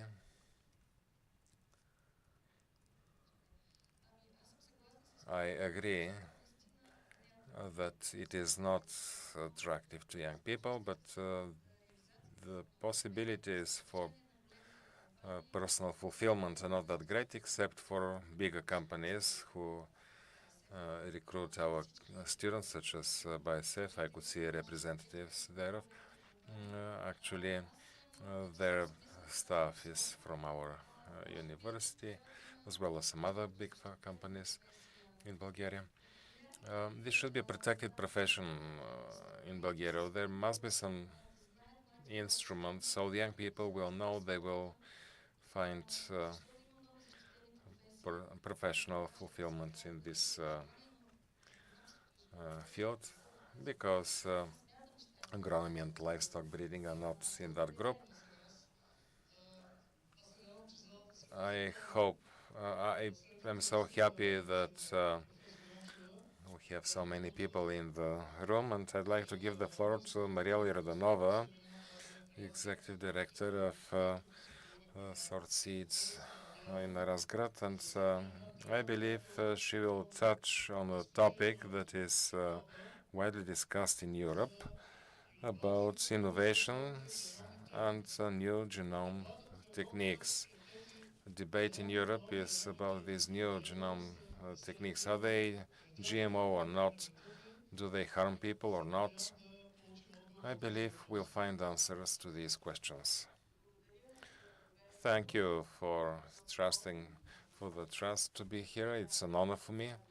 Dear representatives of European and National Parliament, dear colleagues, there are friends in this room too. Dark clouds are over European agriculture. I will speak as a producer and will make some proposals. I represent a company with a number of activities in agriculture, produce seeds, also grow livestock, and we do some processing too. Agriculture is in undergoing crisis. There have been some events, mistakes have been made, and then we could see that all over Europe. We were the first here in Bulgaria, and I am part of the protest of Bulgarian and European farmers. I was one of the organizers too. We, farmers, consumers, citizens, even politicians, accepted stability as for granted and made a mistake. And then we put the cart before the horse. And the administrative burden only grew. And we were had too expensive equine requirements, also workforce. There were drought and floods and war in Ukraine. I can add slow, late, and wrong decisions at European and national level. The horse cannot pull the cart, and also the road is steep. We cannot add any other horse power.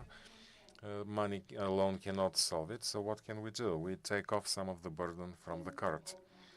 We test what the load capacity of the horse is, that is the farmer, and then we weigh the cart and put the load.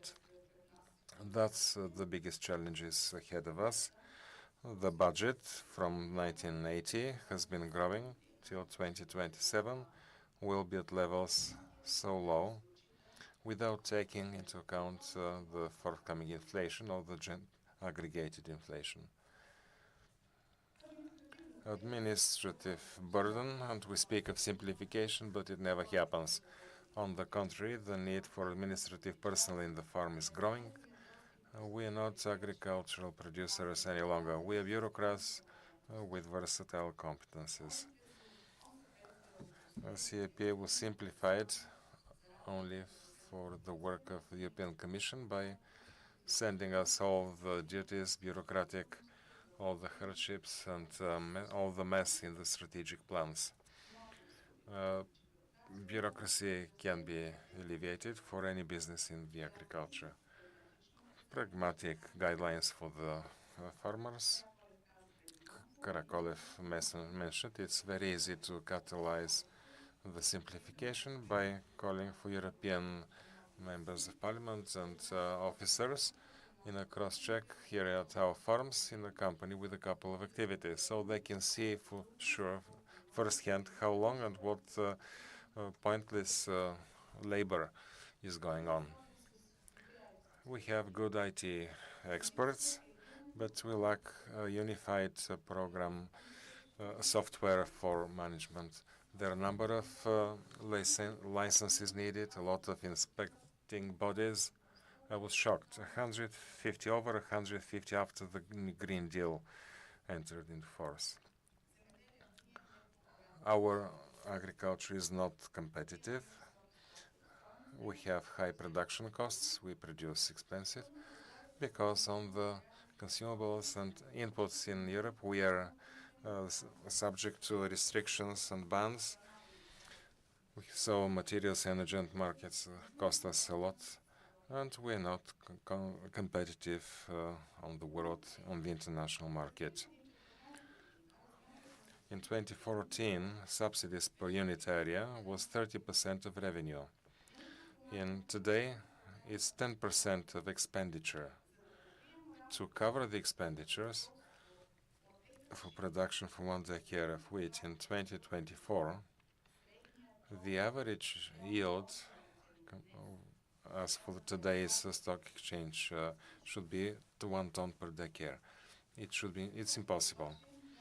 In the commodity exchange, sorry, not stock exchange, commodity exchange, we have to cut the costs.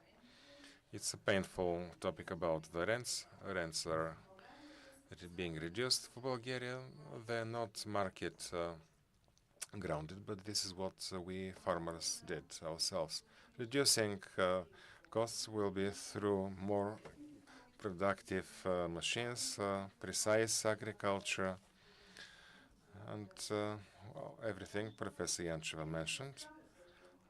These innovations can be seen already. They're used. Robots are used. We work with drones in selection and seed growing. We'll get for resilient varieties and breeds, but in innovations, applied science, this is a bit late.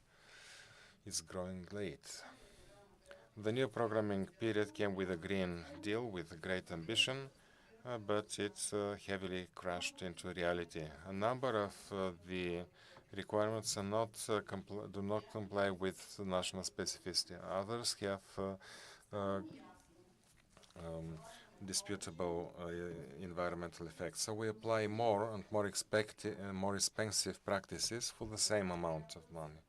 The rules have to change. How shall we think so green if our all production is in the red? Increased budget for CAP must be. A new farmers deal is what we need. Modernization to increase competitiveness of farmers. That's what we need. Farmers are getting older. Shocking statistics. There is a lack for workforce in agriculture in all categories, in all countries. We need people, low qualified, highly qualified, from agronomists to mechanics to there is very little interest in working and living in the villages. In Eastern Europe, villages were depopulated. This is related to one of the crimes in communism. Generations grew alienated from agriculture, and they do not know the taste of real food. There are some more examples of family agriculture. A number of us educated their countries in Bulgaria and Europe, and they came back. And they live and work with us in the village. There is a second generation of agrarians, and these are just examples. This could be a model for sustainable agriculture. Why is it so difficult to keep people in the rural areas? We need intelligent, smart villages.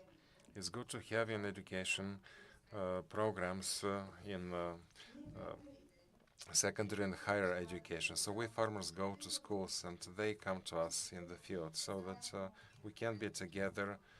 And but first we need to invest in ourselves. In a number of conferences, climatic models were shown what the climate is going to be until 1950, 2050, even 2080.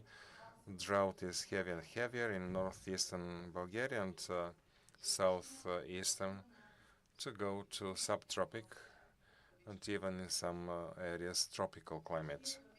We, however, go after the events, and investments in irrigation are too late, and that's in the risk of climatic change. We have a resource to renew this production of crops we have forgotten about. Rye, beet, etc. It's a matter of processing and markets and legislation. As for the new global techniques, I'm a proponent for the new genome technology to enter production. They're not painkiller, they're not panacea to handle all the issues, but they're just another tool to fight climate change and pests. They are a factor to reduce chemistry, pesticides in our production. Science is ready for this. And the world knows and uses new genome techniques. I need to note, these are not genetically modified organisms. We in Europe are lagging behind and are very hesitant about the new genome techniques. The war in Ukraine. Ukrainian and European farmers suffer from this war. Ukraine is trying to market their production, and Europe busted their own market. So the solution must be another one. European Union must help Ukraine fastly export their produce to third countries. Investment must be to build export infrastructure, road, both land and water. Also, products under other standards undermines the trust in producers and consumers of food. And solutions, both national and European, are slow, hesitant, late, wrong at times. For example, derogation of unused land to be replaced with nitrogen-fixed crops. That was passed in February. It should have been last February. We have unpredictability, uncertainty, and this causes big concern. I cannot really understand the decision to import agricultural products from Ukraine, although now there is some light in the tunnel, although my colleagues will agree that a ban would have done a better job. Because again, we are not on an evil footing. And the slower Europe reacts to crises, the harder it will be to speak about future of agriculture. And while these black clouds disappear, we'll need to think of how to structure the common agriculture policy after the war when Ukraine enters the EU. It's clear that payments per hectare will be in the past. The budget will be radically changed. We need an ambitious budget for investments and innovations. Here are the indices for innovations. On the left is the actual state, and on the right is the average group, where Bulgaria is in terms of potential for innovation. Wherever we are as member states,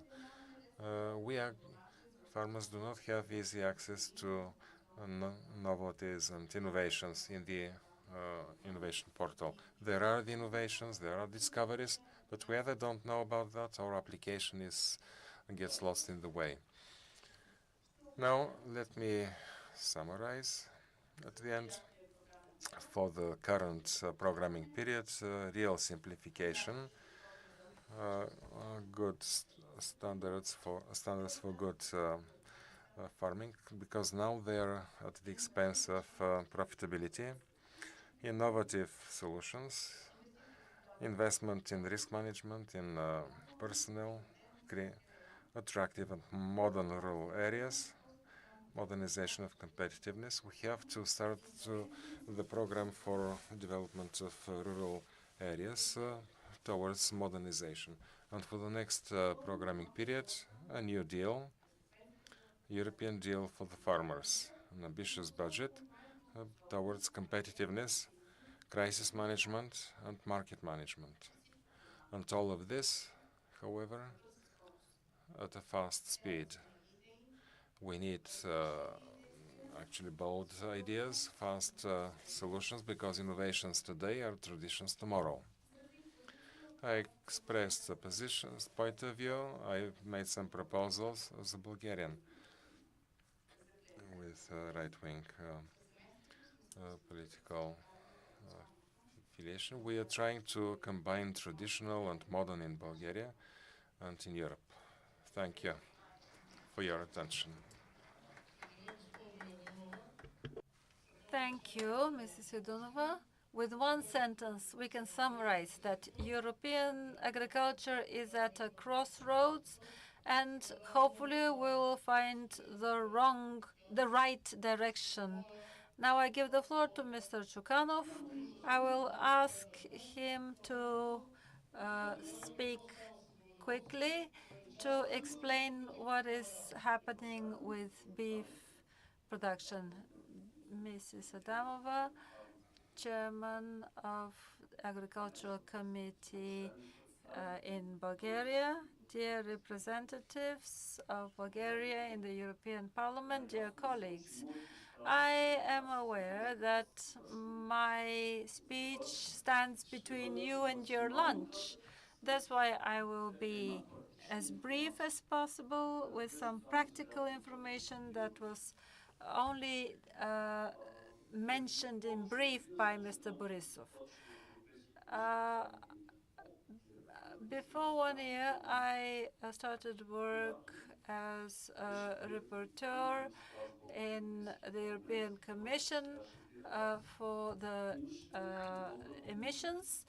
It was passed 3 days ago. There are many task forces, tripartite meetings, negotiations between Council, Parliament, and Commission. And finally, we reached this version, which was passed 3 days ago. In this variant, it says that animal farming is a source of toxic waste. Tell me, how can we promote yogurt as a product of toxic industry, or the Kraft cheese from France? How can we promote it as a toxic product, result of a toxic industry? Or how can we make poultry or eggs competitive after funding from a big European bank? There was a slaughterhouse for 10,000 poultry per hour. So one such slaughterhouse produces more eggs than all of France. So with beef breeding, there is a threat that this will also be passed. Will this stop the Amazon forest being deforested? Now the practical information. Bulgarian representatives in the European Parliament are roughly in three political families. Three political families voted in 3 different ways. I think that those who are present here, members from European People's Party, can survive in the same room with farmers. No need to worry for their lives. There's one group which I cannot understand how they voted abstained. In a group, they don't want, or they do want, you say either yes or no, but how can you abstain yourself during voting? That's how this was passed. And the other voting went to our detriment. In their place, I wouldn't stay in the same room with farmers. This was the practical information I had to give you about what is about to happen in a few months' time. Do you have any questions? Yes, some statements. From the first panel, who was supposed to make a statement from the first panel? Благодаря ви много. Thank you. Christova, chairman, honorary chairman of Union of Animal Breeders and co-chairman of Women Animal Breeders. Mr. Grudev, you must listen to the women farmers. I'm very impressed by the ladies, and I would ask for the future of our education to have incentives to train a new generation. We need a preference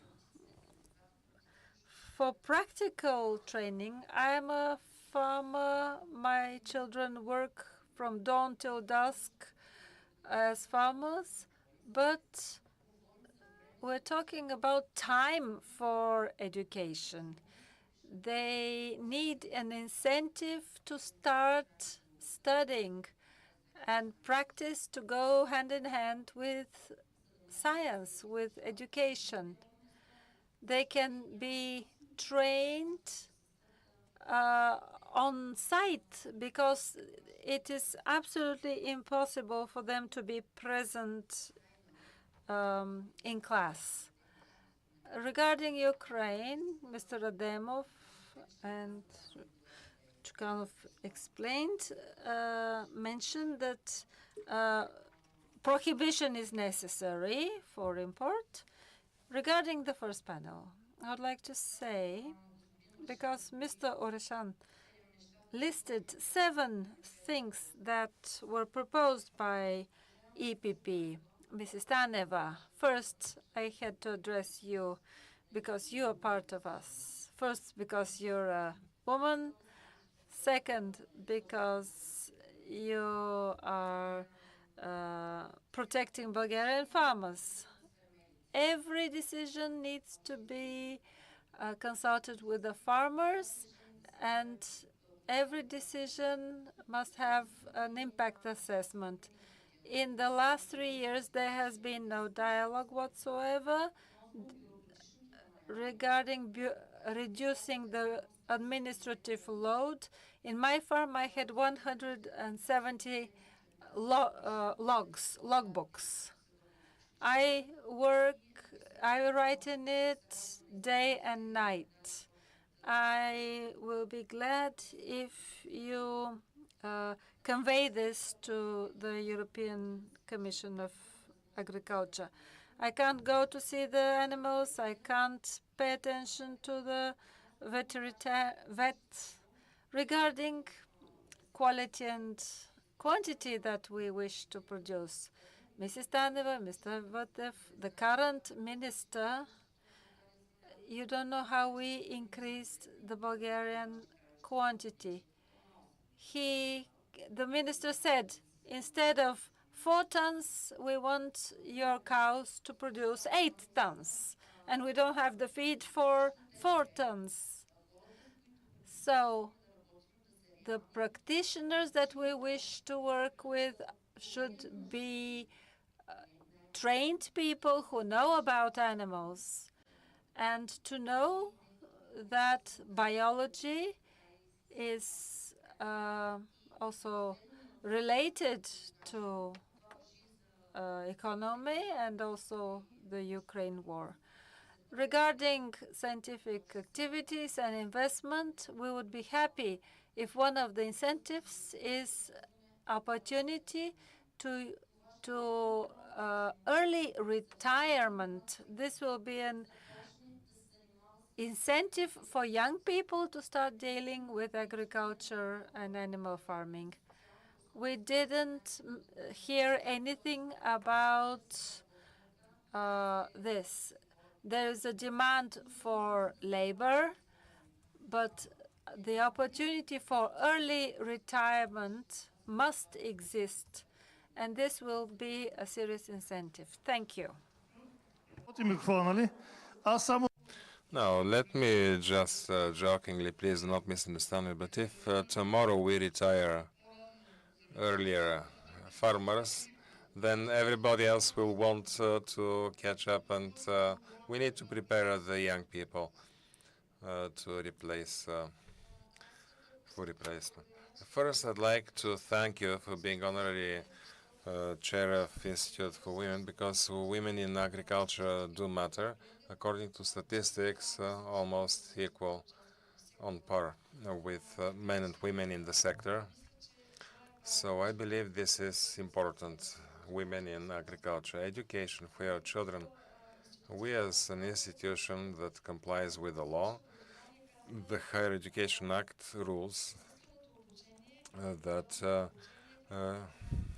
full-time studies within 2 semesters of 15 weeks, or 50% for those part-time.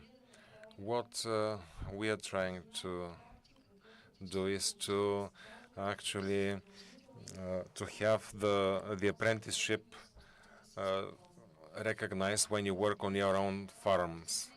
We understand the concerns that children cannot come to visit us for schooling, but during COVID, we had very quickly to go to digital environment. Our students were the first that were opposed.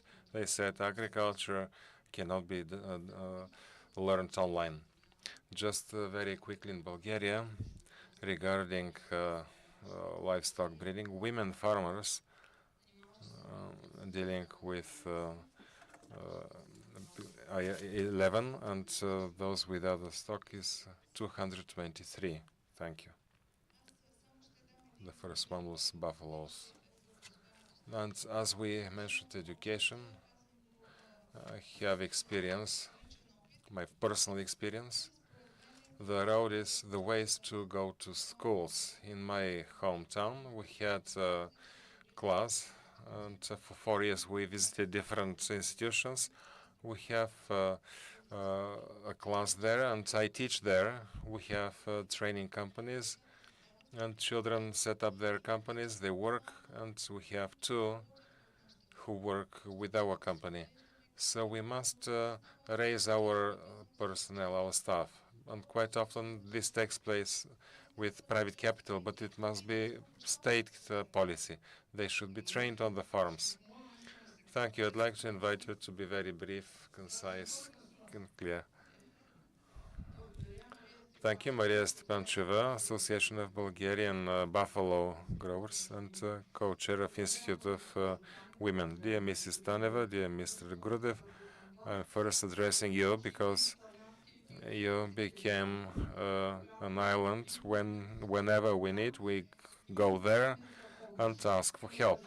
And dear members of European Parliament, I would like to raise a few important questions. The first is, when shall we be on equal ground with the older member states? 2 or 3 years ago, when we met with Euro Commissioner, it was promised that very soon that would take place, but it hasn't.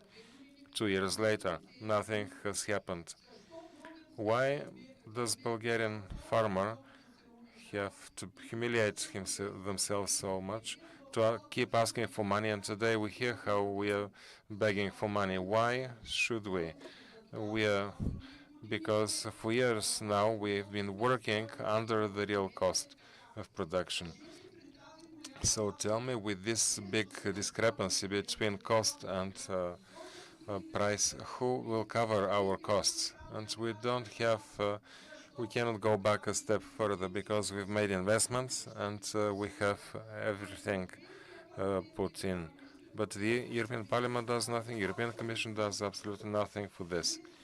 And we believe that the budget of direct payments is absolutely low for Bulgaria, I'm speaking. And hence, the difficulties on difficult schemes for support budget is 13 plus 2 from the total budget. This again poses difficulties, the low amounts for farmers, and they're in a situation where they're unable to work, to operate. Bulgarian farmers are extremely great heroes to work under such heavy circumstances. How could you, Euro members of Parliament, pass such stupid regulations such as that about the war in Ukraine? How is it possible with accumulation to determine the cap of 280,000 euro? This is not enough at all, because for some other member states with high level of support, this is good. For Bulgaria, with this low level of supports, these funds are extremely insufficient. Please, once again, when you go there, pose this question. And this is nonsense, really. This cap must be per year. How is it possible for these people for the second year to receive not a cent, but they are greatest taxpayers and they provide the highest food supply for Bulgaria? Please bear in mind when you pass such documents, communicate with the farmers, not only from Bulgaria, but from all European countries. Hear our opinion, which is it realistic or not? So you can express that opinion up there to make sure such stupid regulations are not passed. Not only this one I mentioned. During our meeting, we were very hopeful that some things would happen, but for 2 years nothing has been solved. So please do everything possible to have equal playground with the other member states so that we can work with the dignity. Thank you. Let me just mention this is not a Bulgarian problem, it's East European problem, and I'm sure that the Sitanov as a minister has had such a battle in the Council of Ministers for cohesion of the subsidies. We have raised this question quite a lot, but we haven't been able to achieve this yet. Well, we must, if you allow me, as Mr. Chukunov, I don't want to be between lunch and the agenda, but I'd like on behalf of everybody to thank for the invitation and to express our admirations that you organized this meeting. We believe that through you our voice can be heard in the European Parliament because the problems are extremely numerous. And we believe that in the next Parliament, EPP stands by the farmers' interests. Thank you. There are 3 more people, and that's it. Very briefly, let's start with you, sir. Very briefly. A mic for the gentleman. Hello, my name is Miroslav Karakashev. Today, on behalf of National Chamber of Wine Producers and Wine Growers, this sector has encountered a number of problems over the recent years. Speaking of convergence, we've confronted extremely low prices of our colleagues as wine colleagues from Western Europe, Spain, Italy. And here in Bulgaria, you have seen how sometimes you can buy wine at a price which kills any local Bulgarian competition with Italy's origin in vessels whose packaging is more than the cost of the wine itself. We have analyzed what this can be attributed to. There are 3 factors. The first is the level of European subsidies, the convergence problem. Second is optimal state support. And thirdly, it depends on the growers themselves and producers, especially in wine growing, using varieties with greater yield per hectare. But the first 2 concern European policies. And since one of the wishes, just like the declaration by EPP, was along the lines to go for full convergence, this is an idealistic goal, very hard to achieve, but as a proposal to think about that in countries where this convergence has not been achieved, countries from Central Eastern Europe, whether it is possible to find some flexibility with regard to European rules on state support. So in countries where convergence has not been achieved, when we speak of European subsidizing, European legislation should envisage the countries to compensate for this with funds from their national budgets for certain sectors which exceed these European caps, limits, because we comply with the same caps for state aid throughout the EU, but in a number of countries, such as Bulgaria, have not reached the level of convergence to European funds. Thank you.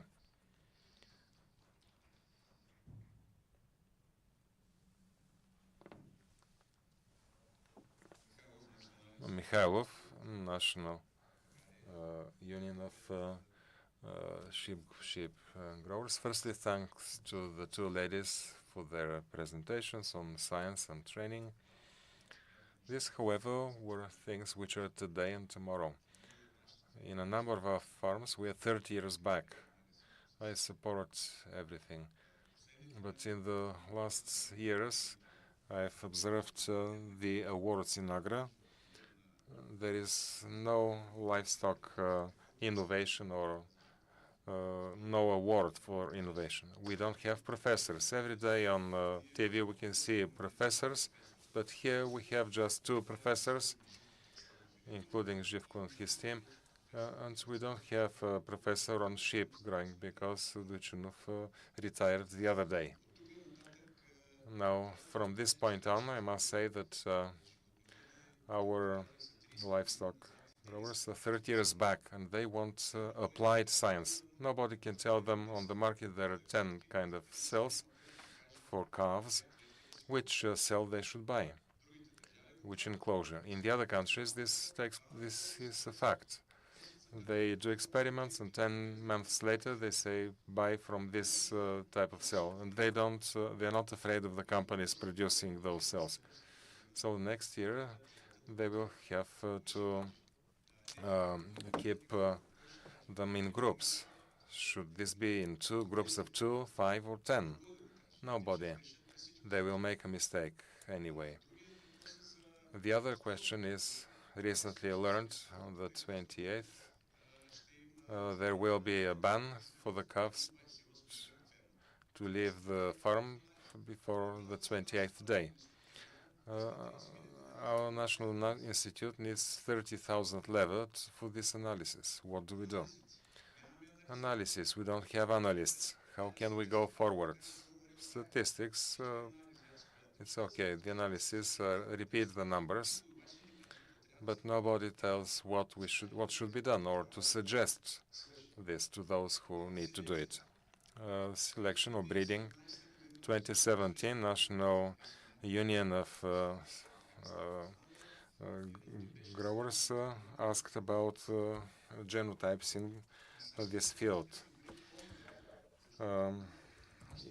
In our science, actually discards genotyping cattle.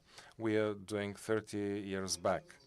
People in Romania do again genotyping to male sheep, but here for the association I'd like to congratulate Mr. Chukanov that for 2 years alone without science, maybe they have a consultant or an advisor, and this boy Ivan Genchi from Sliven, and let's not forget that there is one more question. They for the first time did genotyping without science. So can you imagine that? What do we do? Task number 1. And there are a number of others that we could share on some other occasion. Thank you. And final thoughts, final question. Dmitry Mikhailov, Association of Swine Growers in Bulgaria. We also exist. And we should not forget that this is one of the 2 most consumed proteins in Europe. In European-wise, in the recent years, this shrank. In Germany, it was 20% less. That's pigs growing. And I call on what so far was discussed, that poultry and pigs are well-developed industrial sectors, and they're not supported by the common agricultural policy, except for 2 intervention measures. So let's make sure that it doesn't go back to levels where our colleagues from other sectors are. Especially we speak of Bulgaria, where 60% we import the required meat. And we should think about, our state should think about its policy. And a call to Mrs. Taneva in the next program, please expand pig growing. Thank you. Let me invite Desi Taneva for summary at the end. Katya, you need 30 seconds, and then Desi Taneva will summarize.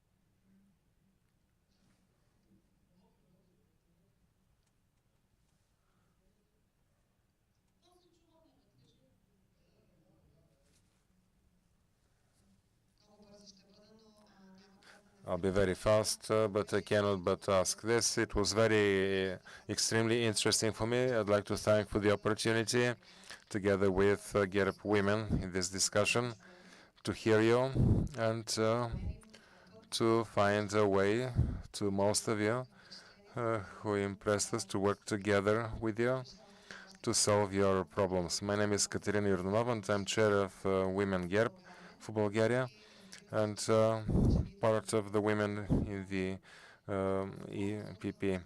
Now, let me take the opportunity to reply to the gentleman who asked a specific question and assure you that your problem has a place and is part of the manifesto we adopted a week ago during the EPP Congress. This is a document of 39 pages, and there is a special place dedicated to farmers and fishermen, and especially the topic related to trading both within the EU and with countries outside the EU. I'm really impressed with this discussion. I'll be very short. We stretch out hands on behalf of Women GERB.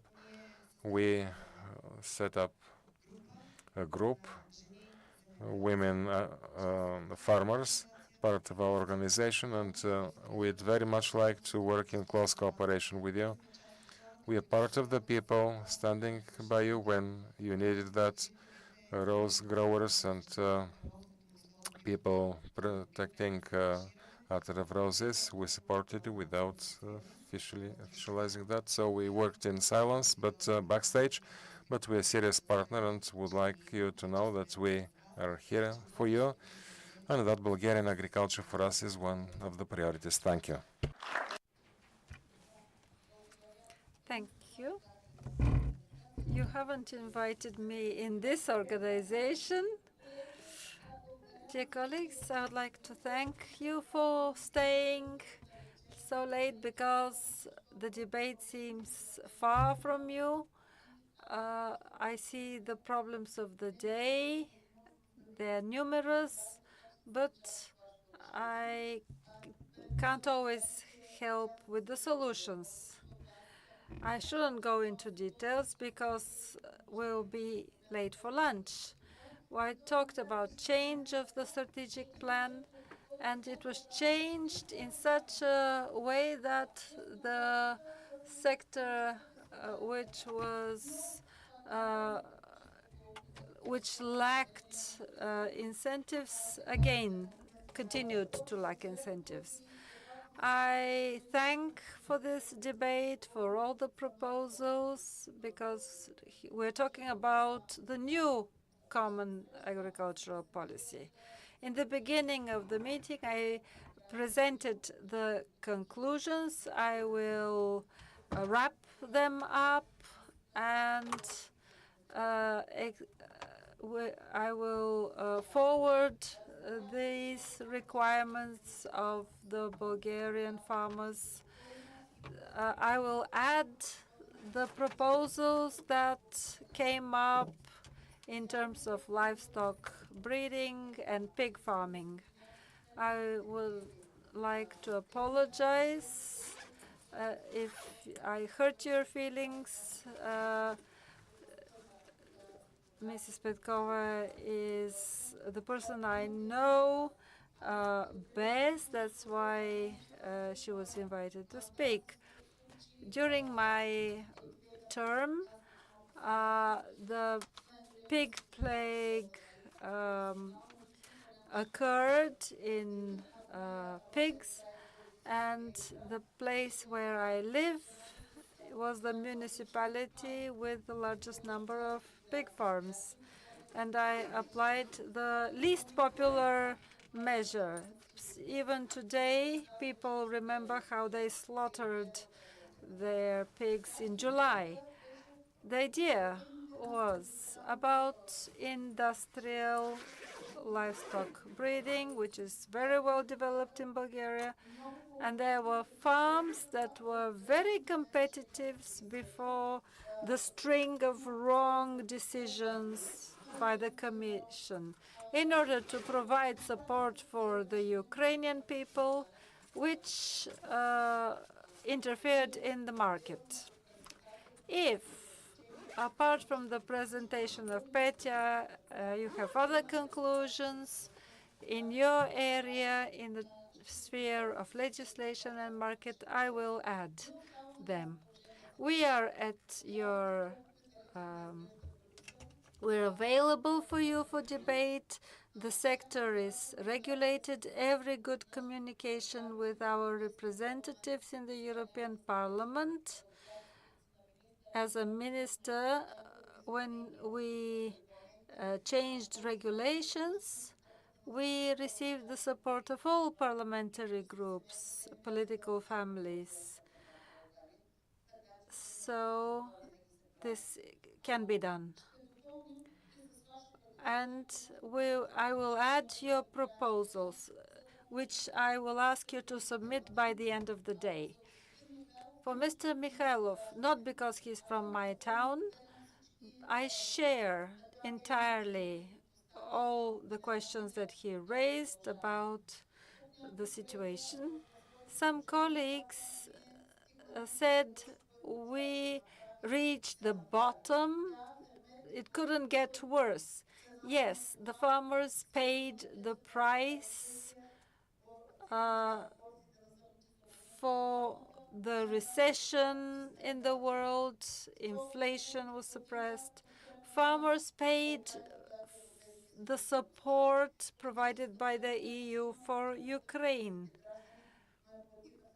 It was paid by the farmers. And unfortunately, the implementation of the Green Deal without preliminary, in-depth debate and impact assessment and the extrapolation of the innovations made the Parliament feel insecure, unable to plan the future. If you have interfered in the market and you start passing urgent decisions to right mistakes, but this is a wrong approach. If it's a free market, get a budget, provide help to Ukraine, but you cannot interfere in the market and import goods which are 2 times cheaper. And then we start restrictions on this, on that, and then other products are imported from other countries. But in the long term, the European farmers must be aware that Ukraine will be part of the common market of the EU, part of us, and we have to be ready to meet them. We must ask for equal standards for production. No prohibitions, no budgets. Now they are for other political purposes that are more topical. But this cannot compensate the convergence. If you import products from third countries,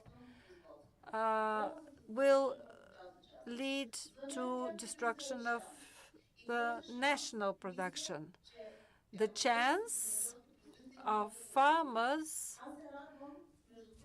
is for that.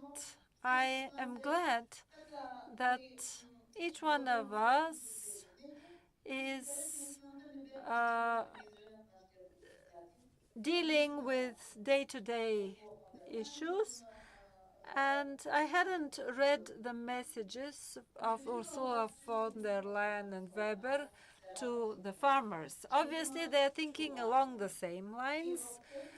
The voice is being heard, and we must be more brave, and the budget needs to be renegotiated. The convergence that we have reached, there is an enormous difference between the support received by the countries who receive the most and the least, and we will be among the least, in the middle. So the standards for production need to be assessed correctly. The debate is about what will happen in the near future. We need tools to affect topical problems.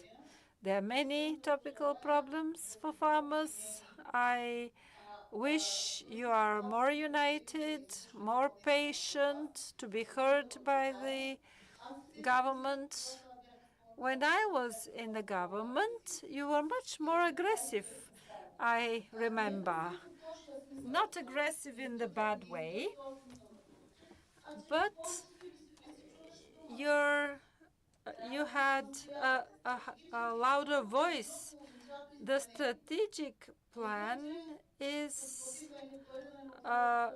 just a way to save money going to cutting trees. But how did you allow a strategic plan to be changed without correct evaluation of the prices, the prices for livestock breeding? There are many topical problems. Even Mr. Mikhailov, you mentioned this as a problem. You send it to me, and I will ask the government to solve this issue. These are day-to-day problems.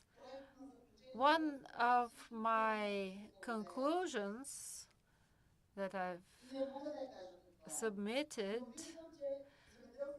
I see that farmers are numerous in Bulgaria, although their numbers have decreased.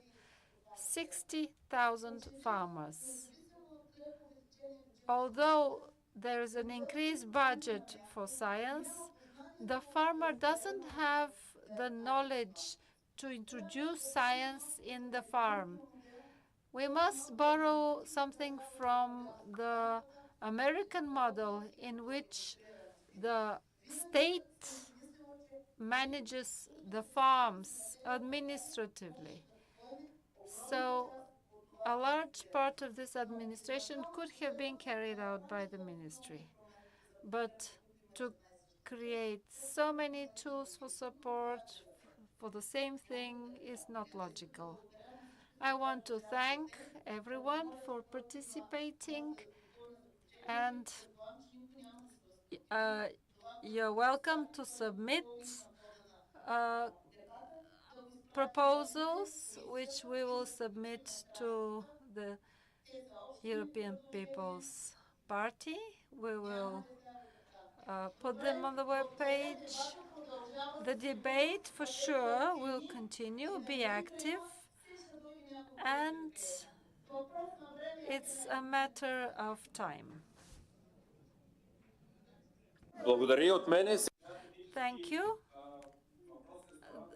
The restaurant is Evmopia, where you will be served lunch. Thank you for your patience. I would like to thank the EPP staff. Thank you. Благодаря на всички. Поддържаме контакт.